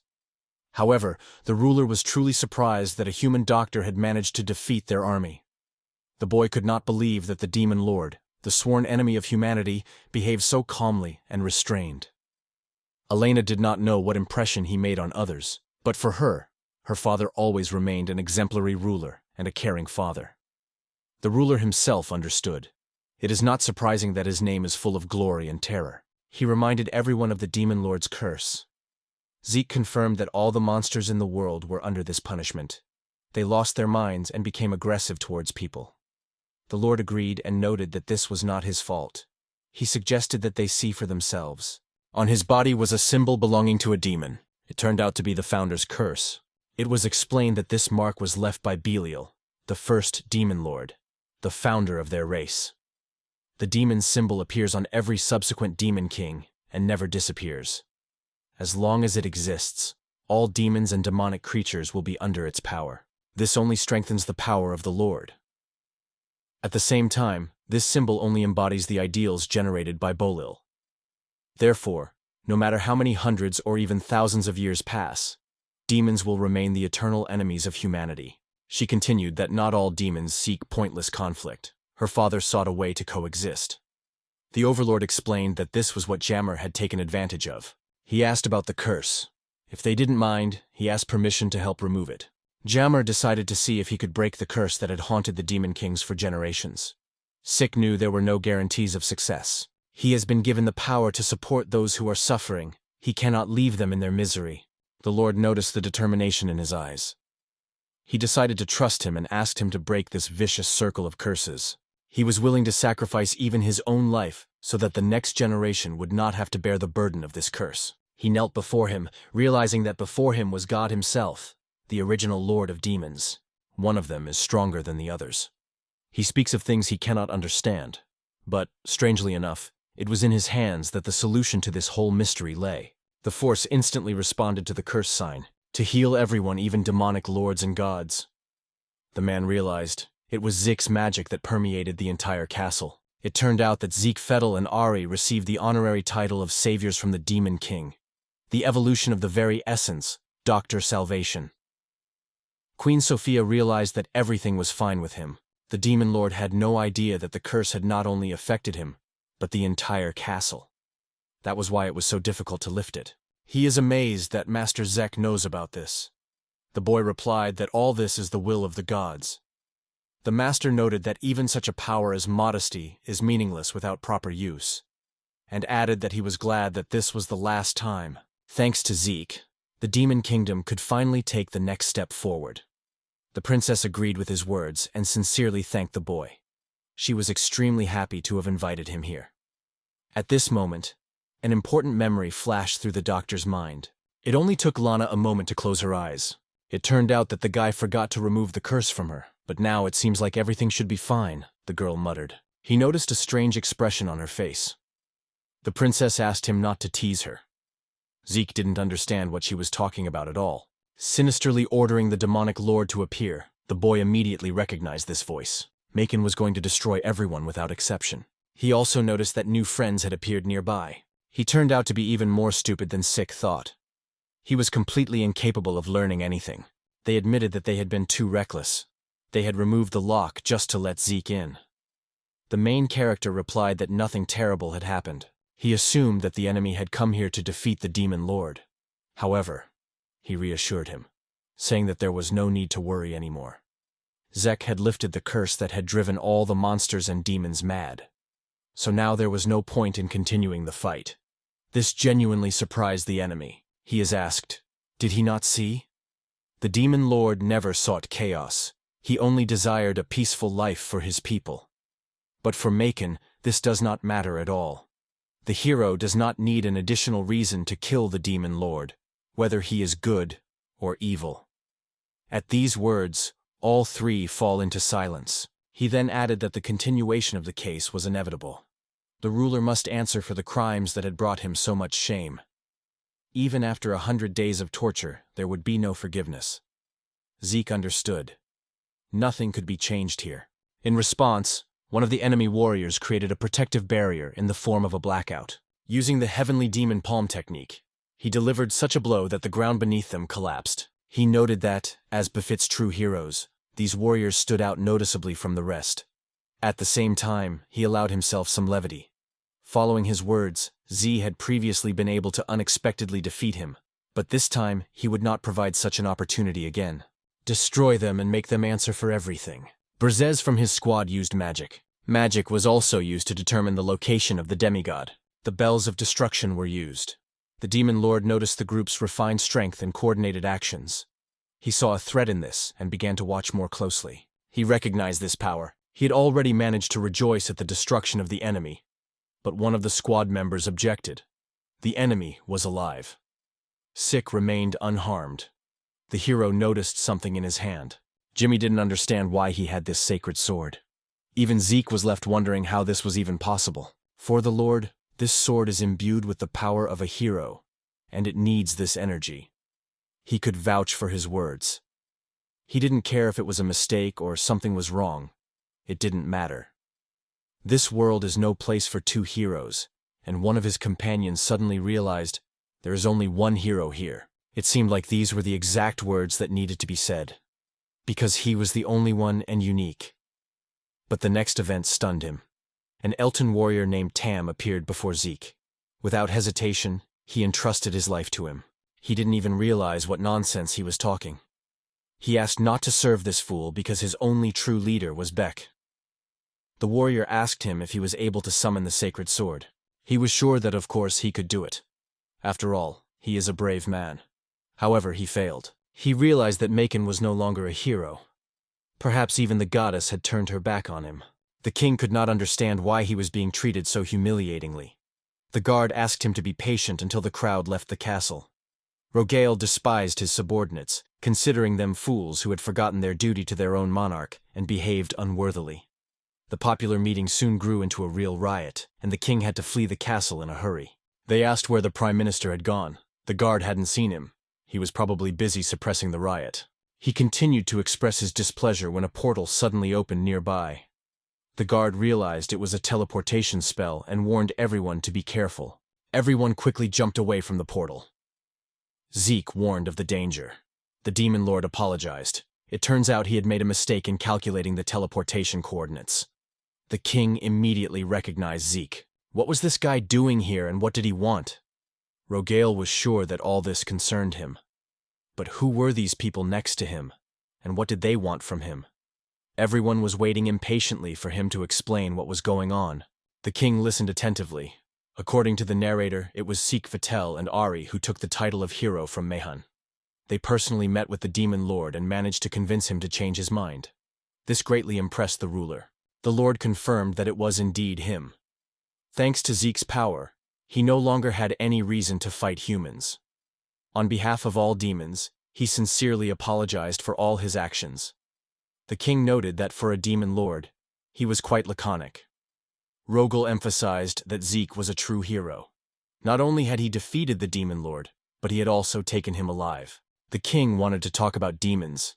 He ordered the guards to prepare a public execution, which surprised Zeke quite a bit. The monarch explained. As soon as he convinced the people, he would go down in history as the ruler who gave peace to the world. Zeke asked what exactly he meant. He was told not to worry. The honorable role of executioner would fall to Zeke. The guy was indignant. After all, the demon lord is not evil. He was forced to act by a curse, which he was eventually able to overcome. Both demons and monsters will never attack people again. The king thought that everything had turned out well. The lifting of the curse did not erase what had already happened. It was only a meager payment. The price of one life. The king agreed with him and sincerely thanked him for his understanding. He was already thinking about how he could hunt the rest of the monsters after the payment. And when they grew up, it would be even easier to destroy them. Why not build an arena where the residents could enjoy hunting monsters? It would be great entertainment for the people. However, Zeke stopped him. Ruler, why he raises his voice at him? In response, Zeke took out the hero's sacred sword. The ruler immediately recognized this relic. According to him, the sword shines as brightly as his greatness. And thanks to the sword's sorcery, even Lad Tur himself and the kings are forced to retreat. Zeke didn't even realize what he was doing. Finally, he solemnly announced, the decision was made. I will create a country for everyone, where even monsters can live in safety. Everyone thought he was crazy. But Zeke was adamant in his decision. In his opinion, even monsters have the right to live in harmony, just like people and animals. The problem is that most of them have actually caused a lot of harm to people. Some have even died, so he understands why this is causing outrage. We need to create a country where all those who are discriminated against can live in harmony. Gradually, people will understand that they are all equal, regardless of their origin. Rogale considered this to be complete nonsense, and did not believe that Sikh would be able to cope on his own. But Sikh assured him that he was not alone. Numerous dragons circled in the sky above them. Queen Sophia and Dragon King Elron, along with all the others, would support him. The Queen of Beasts, the Dragon King, and the Demon Lord. Even now, he had many allies, and they would only grow with each passing day. Rogale guessed that Zeke had plans to conquer the world, and probably aspired to become the Demon Lord. However, in reality, such ambitions did not interest him at all. If necessary, he is ready to try on this role. The Lord remarked that if he was destined to become a lord, it would be much easier. Perhaps it would even be worth making his title less threatening to the people. It was announced that Sikh Vedal and Ari would receive the title of Demon Lord, and their rebirth would mark the emergence of saviors among all beings. From the moment she first met him in the forest, she had a presentiment that everything would turn out exactly like this. He has chosen his path, and she will always be there, supporting and helping him. Chan was indignant at the very thought that she felt like his wife. She was the one who was next to Zeke. Mint thought that both of them were wrong. Her brother definitely loved her the most, and Kai Chan was sure that these two were not even close to her. The owner also entrusts Zika with taking care of Olena. The guy agrees without hesitation. The master asks if Rogale finally realizes the situation he is in. Now he can only watch from the sidelines. The king wonders if they really believe that anyone will follow their unscrupulous company. It turned out that the people had already united against them. Moreover, they had already informed the neighboring countries about everything, who, impressed by the exploits of their dragons, promised support and cooperation. They were disappointed that they had never been able to convince him to join. The Dragon King bid him a warm farewell. They turned to the guard, asking what he should do. He did not know what to answer. Then the king himself got involved. I asked what he wanted. The other guard already had some information. It turned out that the townspeople who had seized the castle were demanding the abolition of the monarchy. Parliament supported their demand, and a revolution broke out in the country. The kingdom was on the verge of destruction. He didn't understand at all what was going on. The guard apologized because he had a family and couldn't go any further with Rogale. The second guard also left them. The authorities begged him not to leave him alone. Seeing the minister in the sky, he asked in surprise when he had learned to fly. Was this a joke or something? Apparently someone had decided that the minister would be more useful than he himself. He was unaware of his actions when an ominous shadow loomed from the sky. He had to find Fettel and Ark. It was not clear whether it was working properly at her desk. The girl exclaimed happily that she had already done her homework. She was going to visit Zeke. The queen turned to her. As soon as he announced the founding of his own country, he immediately set about putting his plan into practice. With his power and Zeke's support, the Demon Lord's domain began to change rapidly. The once barren deserts gradually came to life and were covered in greenery. We are discovering more and more new resources. Monsters. Powerful monsters from all corners of the world, as well as those who shared ZX's aspirations, gathered from various lands. Instantly, his castle became one of the most famous cities on the continent. Illinois Castle. Tiffany rushed into the castle, hoping to see him. She had been here before. Dorothy recognized Tiffany and knew at once that she had come to visit them again. The princess asked how they were doing. The girl replied that everything was fine, that Juice and the others were treating her very well. She was surprised to learn that he had left again, leaving her to do tasks for the Demon Lord. Tiffany had not expected this development, but she was sure that Zeke was not idle in vain. After examination, it was determined that the cow was fine. She was completely healthy, which made the farmer very happy. A little alarmed by the change of scenery, Zeke soon realized that his worries were in vain. The man, addressing him, first called him Mr. Zeke, and then, correcting himself, the Lord of Demons. However, Zeke himself never considered himself either a lord or a hero, although people called him that. Veterinarian. The farmer laughed and approved his choice. Suddenly, a girl approached the doctor. The boy happily tasted the milk that was offered to him. The boy immediately sensed a special taste. The milk was flavored with genuine care. The girl noticed this too, and her heart was filled with joy. The girl thanked her, to which she replied that they had done everything possible. The girls found her. The farmer warmly welcomed the demonic lady home. Chan scolded Zeke. She said that this was not right. You couldn't just skip work. And if you were going to skip, do it properly. But she thought he was overworking himself. Zeke couldn't tell if she was scolding him or praising him. Thinking about it, he remembered that he hadn't seen her in that form for a long time. Kai-chan replied that she was his legs. No matter what form she took, the essence remained the same. Zeke was grateful to her. Tiffany was curious about why Mint looked unhappy. However, he still did not understand the reasons for her dissatisfaction. Mint even holds the position of head librarian. As it turned out, the girl hoped that they would spend more time together, working in the same castle. However, he is always busy with business away from home, and he shifts all the paperwork to her. In the end, Mint decided to ask for a transfer. He stopped her. He said that Mint's work was very important for the children, the future of their country, and they all relied on her. The words made her think. The girl understood. Everything is right. For the sake of the children, her own future and the future of her brothers, she is ready to do everything possible. The guy repeated once again. All this for the sake of the future of their country. Around noon, Zeke suggested that they all have lunch together as soon as they got back to the castle. The girls liked the idea, so they decided to invite Shay along. As part of the demonic realm, Shai thanked Mr. Rouget for his rescue and greeted him warmly. Before him, majestically seated on a throne, sat the demonic Lord Rouget. He realized that without this support, he would have fallen under the power of the god's army long ago. However, the Lord remained unmoved in silence, which surprised the rescued man.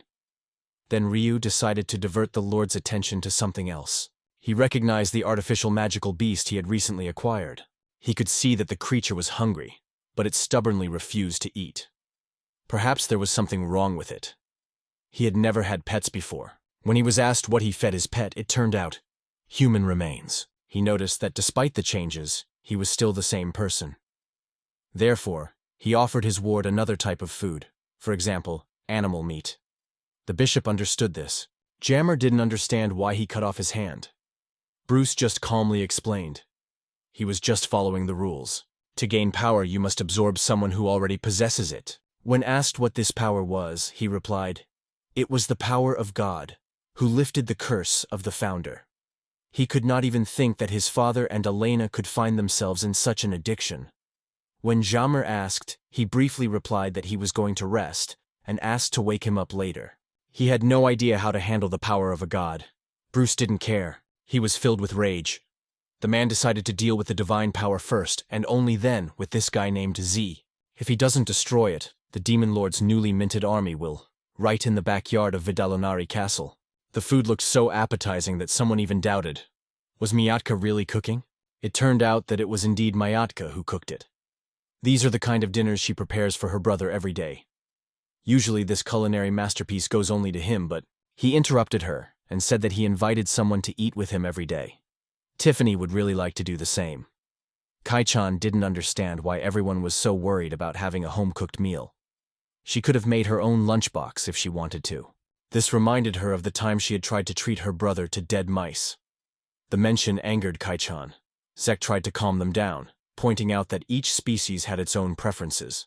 She added that she liked rats, and asked if her boyfriend liked them. Chan decided to learn how to cook a delicious dinner too. Tiffany was already looking forward to it. They decided to talk about their studies. Valina often visited the library and always spoke enthusiastically about the books she had read. Valina wanted to clarify that she was still the princess of demons and lived in their kingdom. Zeke replied that yes, together with her father. They managed to get rid of the cursed founder, so if she was to be puzzled by something, she was sitting in a tree reading a book when he suddenly climbed up to her, deciding to keep her company. His sudden appearance frightened the girl quite a bit. He carefully picked her up and sincerely apologized. She asked in surprise how he knew she was here. Zeke cryptically replied that it was due to the power of God. He is able to sense who and what is doing within a radius of about 500 meters. He assumed that was the case. The guy noticed that she was reading a medical textbook. He understood that she was studying hard. According to Elena, the reason was that she was failing at anything, neither mastering witchcraft nor learning how to fight. He invited her to sit down and promised to listen carefully if she really wanted to. The princess thanked him. As he already knew, she was born the daughter of a demon lord. She had no abilities. Even those who had watched over her since childhood gradually abandoned her, and eventually she was left completely alone.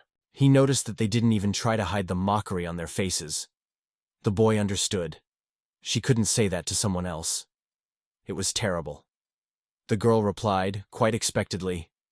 She had neither the strength nor the qualities to become a demon leader. At first, the girl believed that she could cope with her father's illness on her own. It seemed that if she managed to solve this problem, everyone would pay attention to her again. She sincerely believed that she could do it. But unfortunately, the result did not live up to expectations. Her condition worsened, and the pressure from her surroundings only increased. Those who had previously supported her in the meetings now became so influential that they deprived her of command of the Demon King's army. In the end, she was reduced to a symbolic figure, a mere decorative princess. If only she had political acumen like her father and brother, or at least medical knowledge like Zika. She feels only bitter disappointment from her own powerlessness. He believed that not everyone was given the talent to lead an entire country. Without the support of God himself, he would not have been able to cope with this burden. But nothing could be changed. Stop feeling sorry for yourself, Elena agreed with him, and thanked him for the frank conversation. The princess apologized for interrupting him, and was genuinely glad that he had listened to her. She had indeed felt better since she had come here. Suddenly, he declared that politics was not his thing, but he would be happy to help her with his medical knowledge. He invited her to become his student. She decided to start training on her own. Chan wondered what all the fuss was about. Tiffany explained that Zet could take Elena as his apprentice. Kai-chan couldn't figure out what exactly she meant by apprentice. She never ceased to amaze Mint. Her brother was a veterinarian, wasn't he? Meanwhile, the princess had begun her training. She didn't look like a veterinarian at all. Mint was sure he could teach her a lot of useful things. Zeke decided to start with the simplest. While climbing, Mint told her brother that he was a bad teacher. He replied that he could teach her something just in theory, but decided to start with something that would be useful in practice. He demonstrated his rock climbing skills. He gave Elena a Hina snowbell flower, a plant that grows only on cliffs over 800 meters high. It is used to kill parasites. Sometimes the monsters he has to treat live at such a height. If you are an experienced Aryan, obtaining various ingredients is not a problem for you. So Elena decided to try too. However, the guy stopped her. The use of magic is inappropriate here.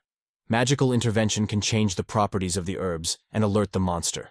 The deer will have to climb on its own without supernatural help. However, the attempt to do this ended in failure.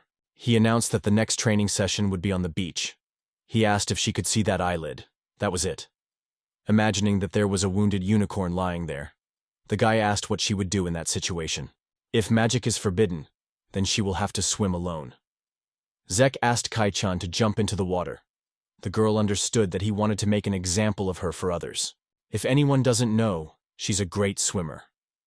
The girl entered the water, but her path was unexpectedly crossed by some creatures that live in the pond.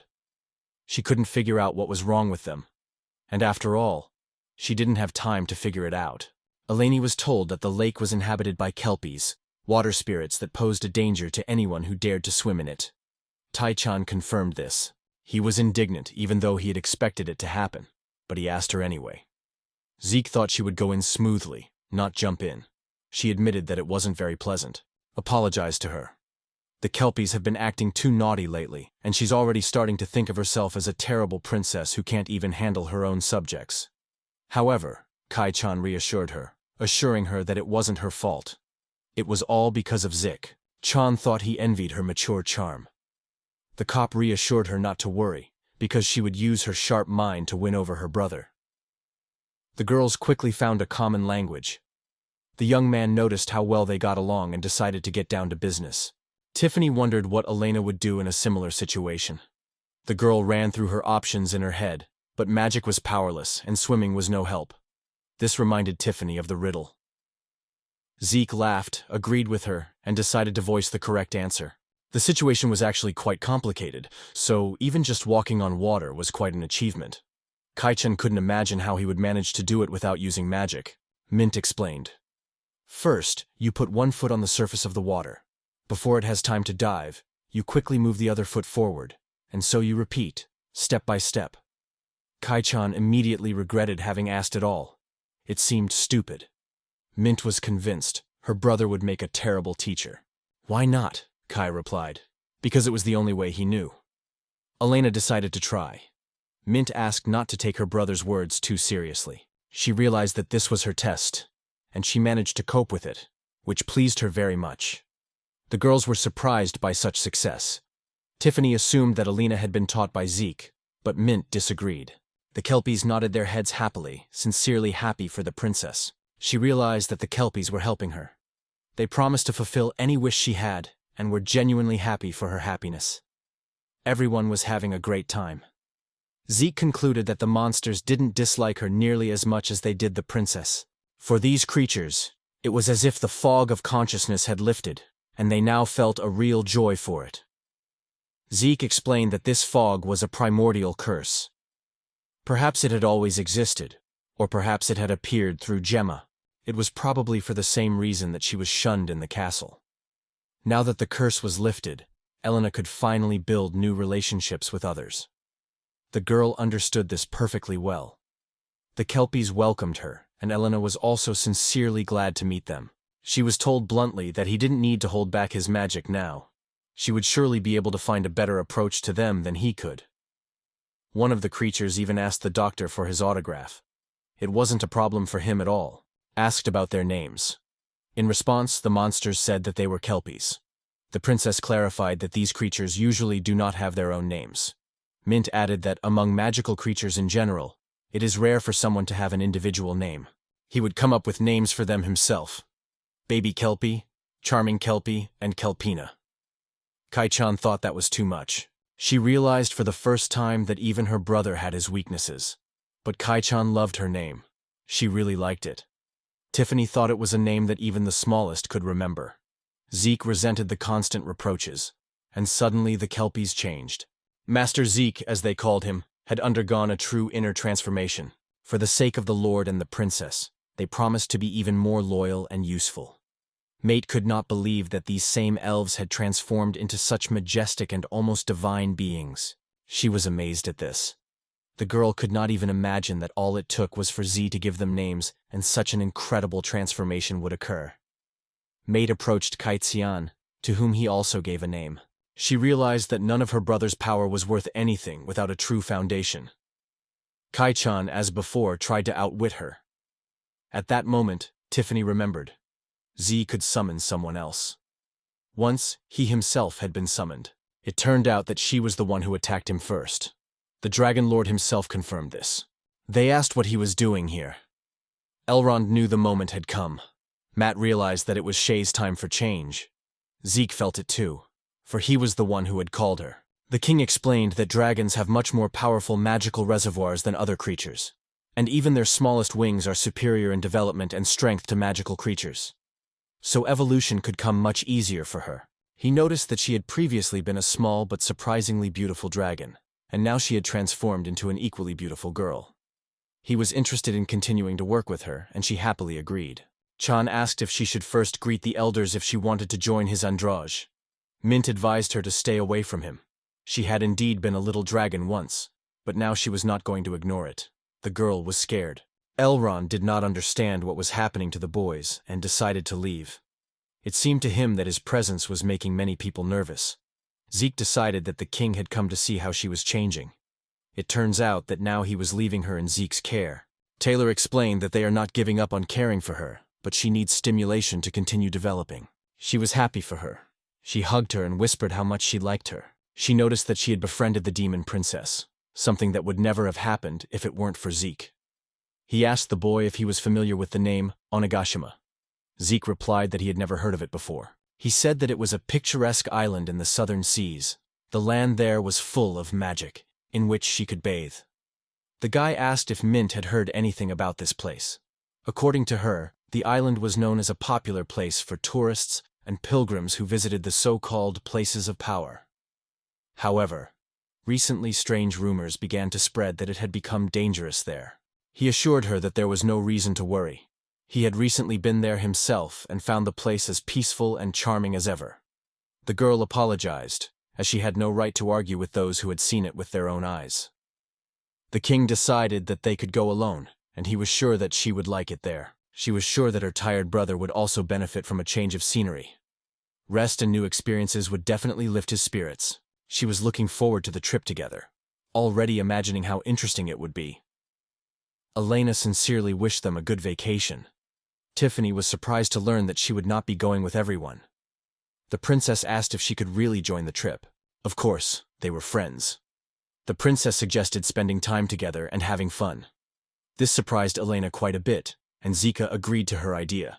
Besides, he hadn't finished her training yet, so the training would continue on Onigashima. Everyone agreed.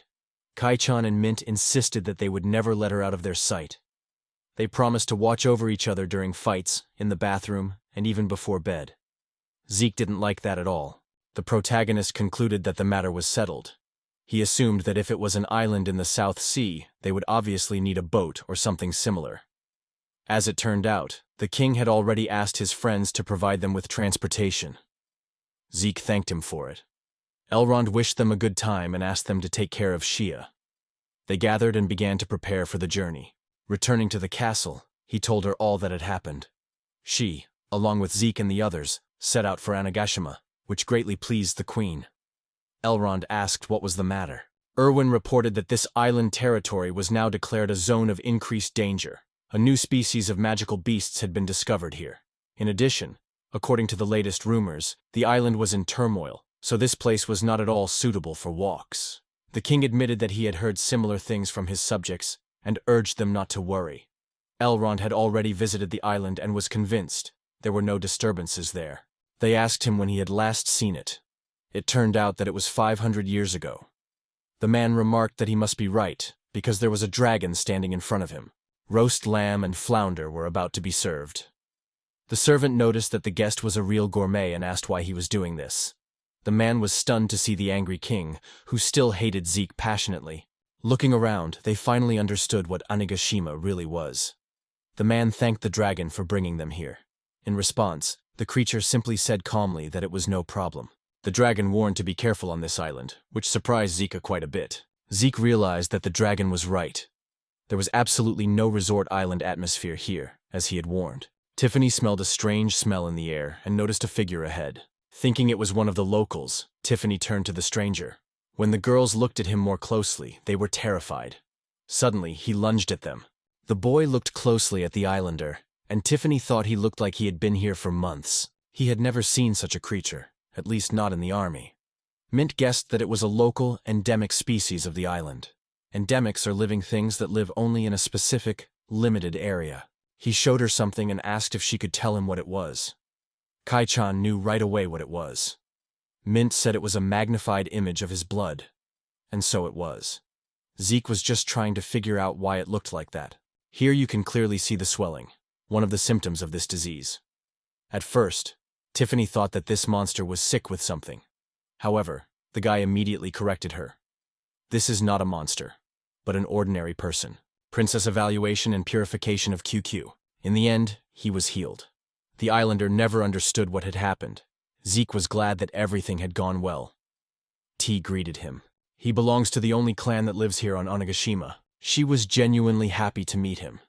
Alana was incredibly happy that he had recovered from his serious illness.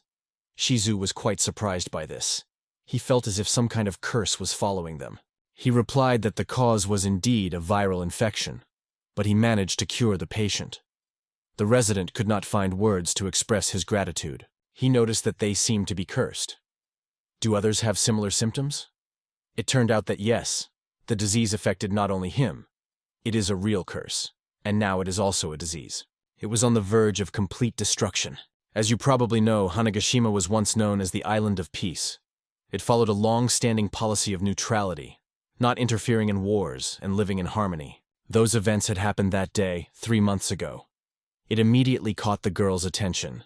The Butcher was the name they gave to the monstrous creature the old man controlled. The acrid fumes that escaped quickly filled the air on the island. Everyone who inhaled my poisonous fumes turned into real zombies. He realized that it was the islanders who had inhaled the poisonous air that had darkened the entire space. Shizuo confirmed that 9 out of 10 people had become like him. Zeke concluded that the same fumes they had seen from the sky had covered the island. Kai-chan was frightened. They realized that they were now breathing in the fumes, too. The girl was terrified. Would she rot like those demons? Would her breasts even fall off? If Zeke really was getting them into this mess, he'd better kill her right away, so she wouldn't become like those creatures. The boy asked her to calm down. She didn't understand why the others remained so calm. After all, if they inhaled my painful fumes, their bodies would soon begin to rot as well. It turned out that this was the effect of his divine power. A kind of immunity that protected everyone around him from the virus, like a kind of vaccine. The local resident was stunned, realizing that this was a true divine blessing. He fell to his knees, recognizing Zika as a true messenger from heaven, bringing salvation. Shizu will ask him to save their island. The children were saddened by the news. They had been waiting so long for the holidays. It seemed that their brother would never get a chance to rest.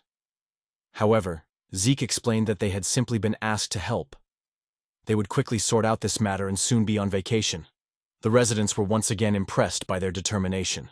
They were greeted at the entrance by Sakura, the current mistress of Onigashima. He explained that the man had helped him. Zeke introduced himself, and Sakura immediately recognized the famous demon lord, White. Rumors about him had already spread across the island. Tiffany thought the nickname sounded cool.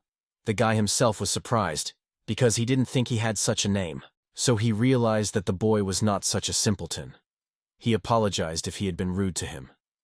Zeke assured him that everything was fine. Shizuo, in his condition, would not have done anything anyway. The other person praised Zeke for telling him about the situation on the island and warning him that the castle was a safe zone, which turned out to be true. The island's defenses keep the miasmas from getting in. But once you step outside the gate, its effects disappear. He realized that everything was much worse than he could have imagined. Terrible events were happening here for the sake of Shei's training. Shizuo is glad that he was able to save them in time and take them to a safe place. She didn't even know if he was okay, and she was very worried. As it turned out, Shizuo was too embarrassed to admit that he had gotten lost in the crowd. He was picked up by Mr. Zeke, who happened to be passing by, who helped him recover. He answered her, and she realized that there was a cure. Zeke remarked that it was difficult to explain everything in detail, but it was like an epidemic. He could cure this disease. The servants were stunned that Zeke could reverse the process and cure the disease. Everyone agrees that Zeke is truly extraordinary. However, this man still has doubts. The main thing is that he can heal anyone. According to Shizuo, he himself was a zombie, but was able to recover, so he has reason to doubt. I found it hard to believe. The servants remarked that the lady was right. The siege was worth it. Mint asked what exactly they meant. They fought constantly for 3 months. The lady ordered them not to kill the zombies, and that's when Mint realized that they had been under siege all this time. People were told that they were either already dead or deprived of their own will. They couldn't even realize it on their own. Ask the ruler to tell them the truth. Perhaps only they can help. The girls noticed how kind she was. She admitted that she was too naive. Postponing solving problems is not an option, it's just pointless. A politician cannot afford not to distinguish between what is worth preserving and what is worth discarding. Her accusations are without justification. He thought it was good. He saw no fault in her. She was so kind. That was why they had attacked her, wasn't it? Now that he was here, everyone could breathe a sigh of relief. He would heal them.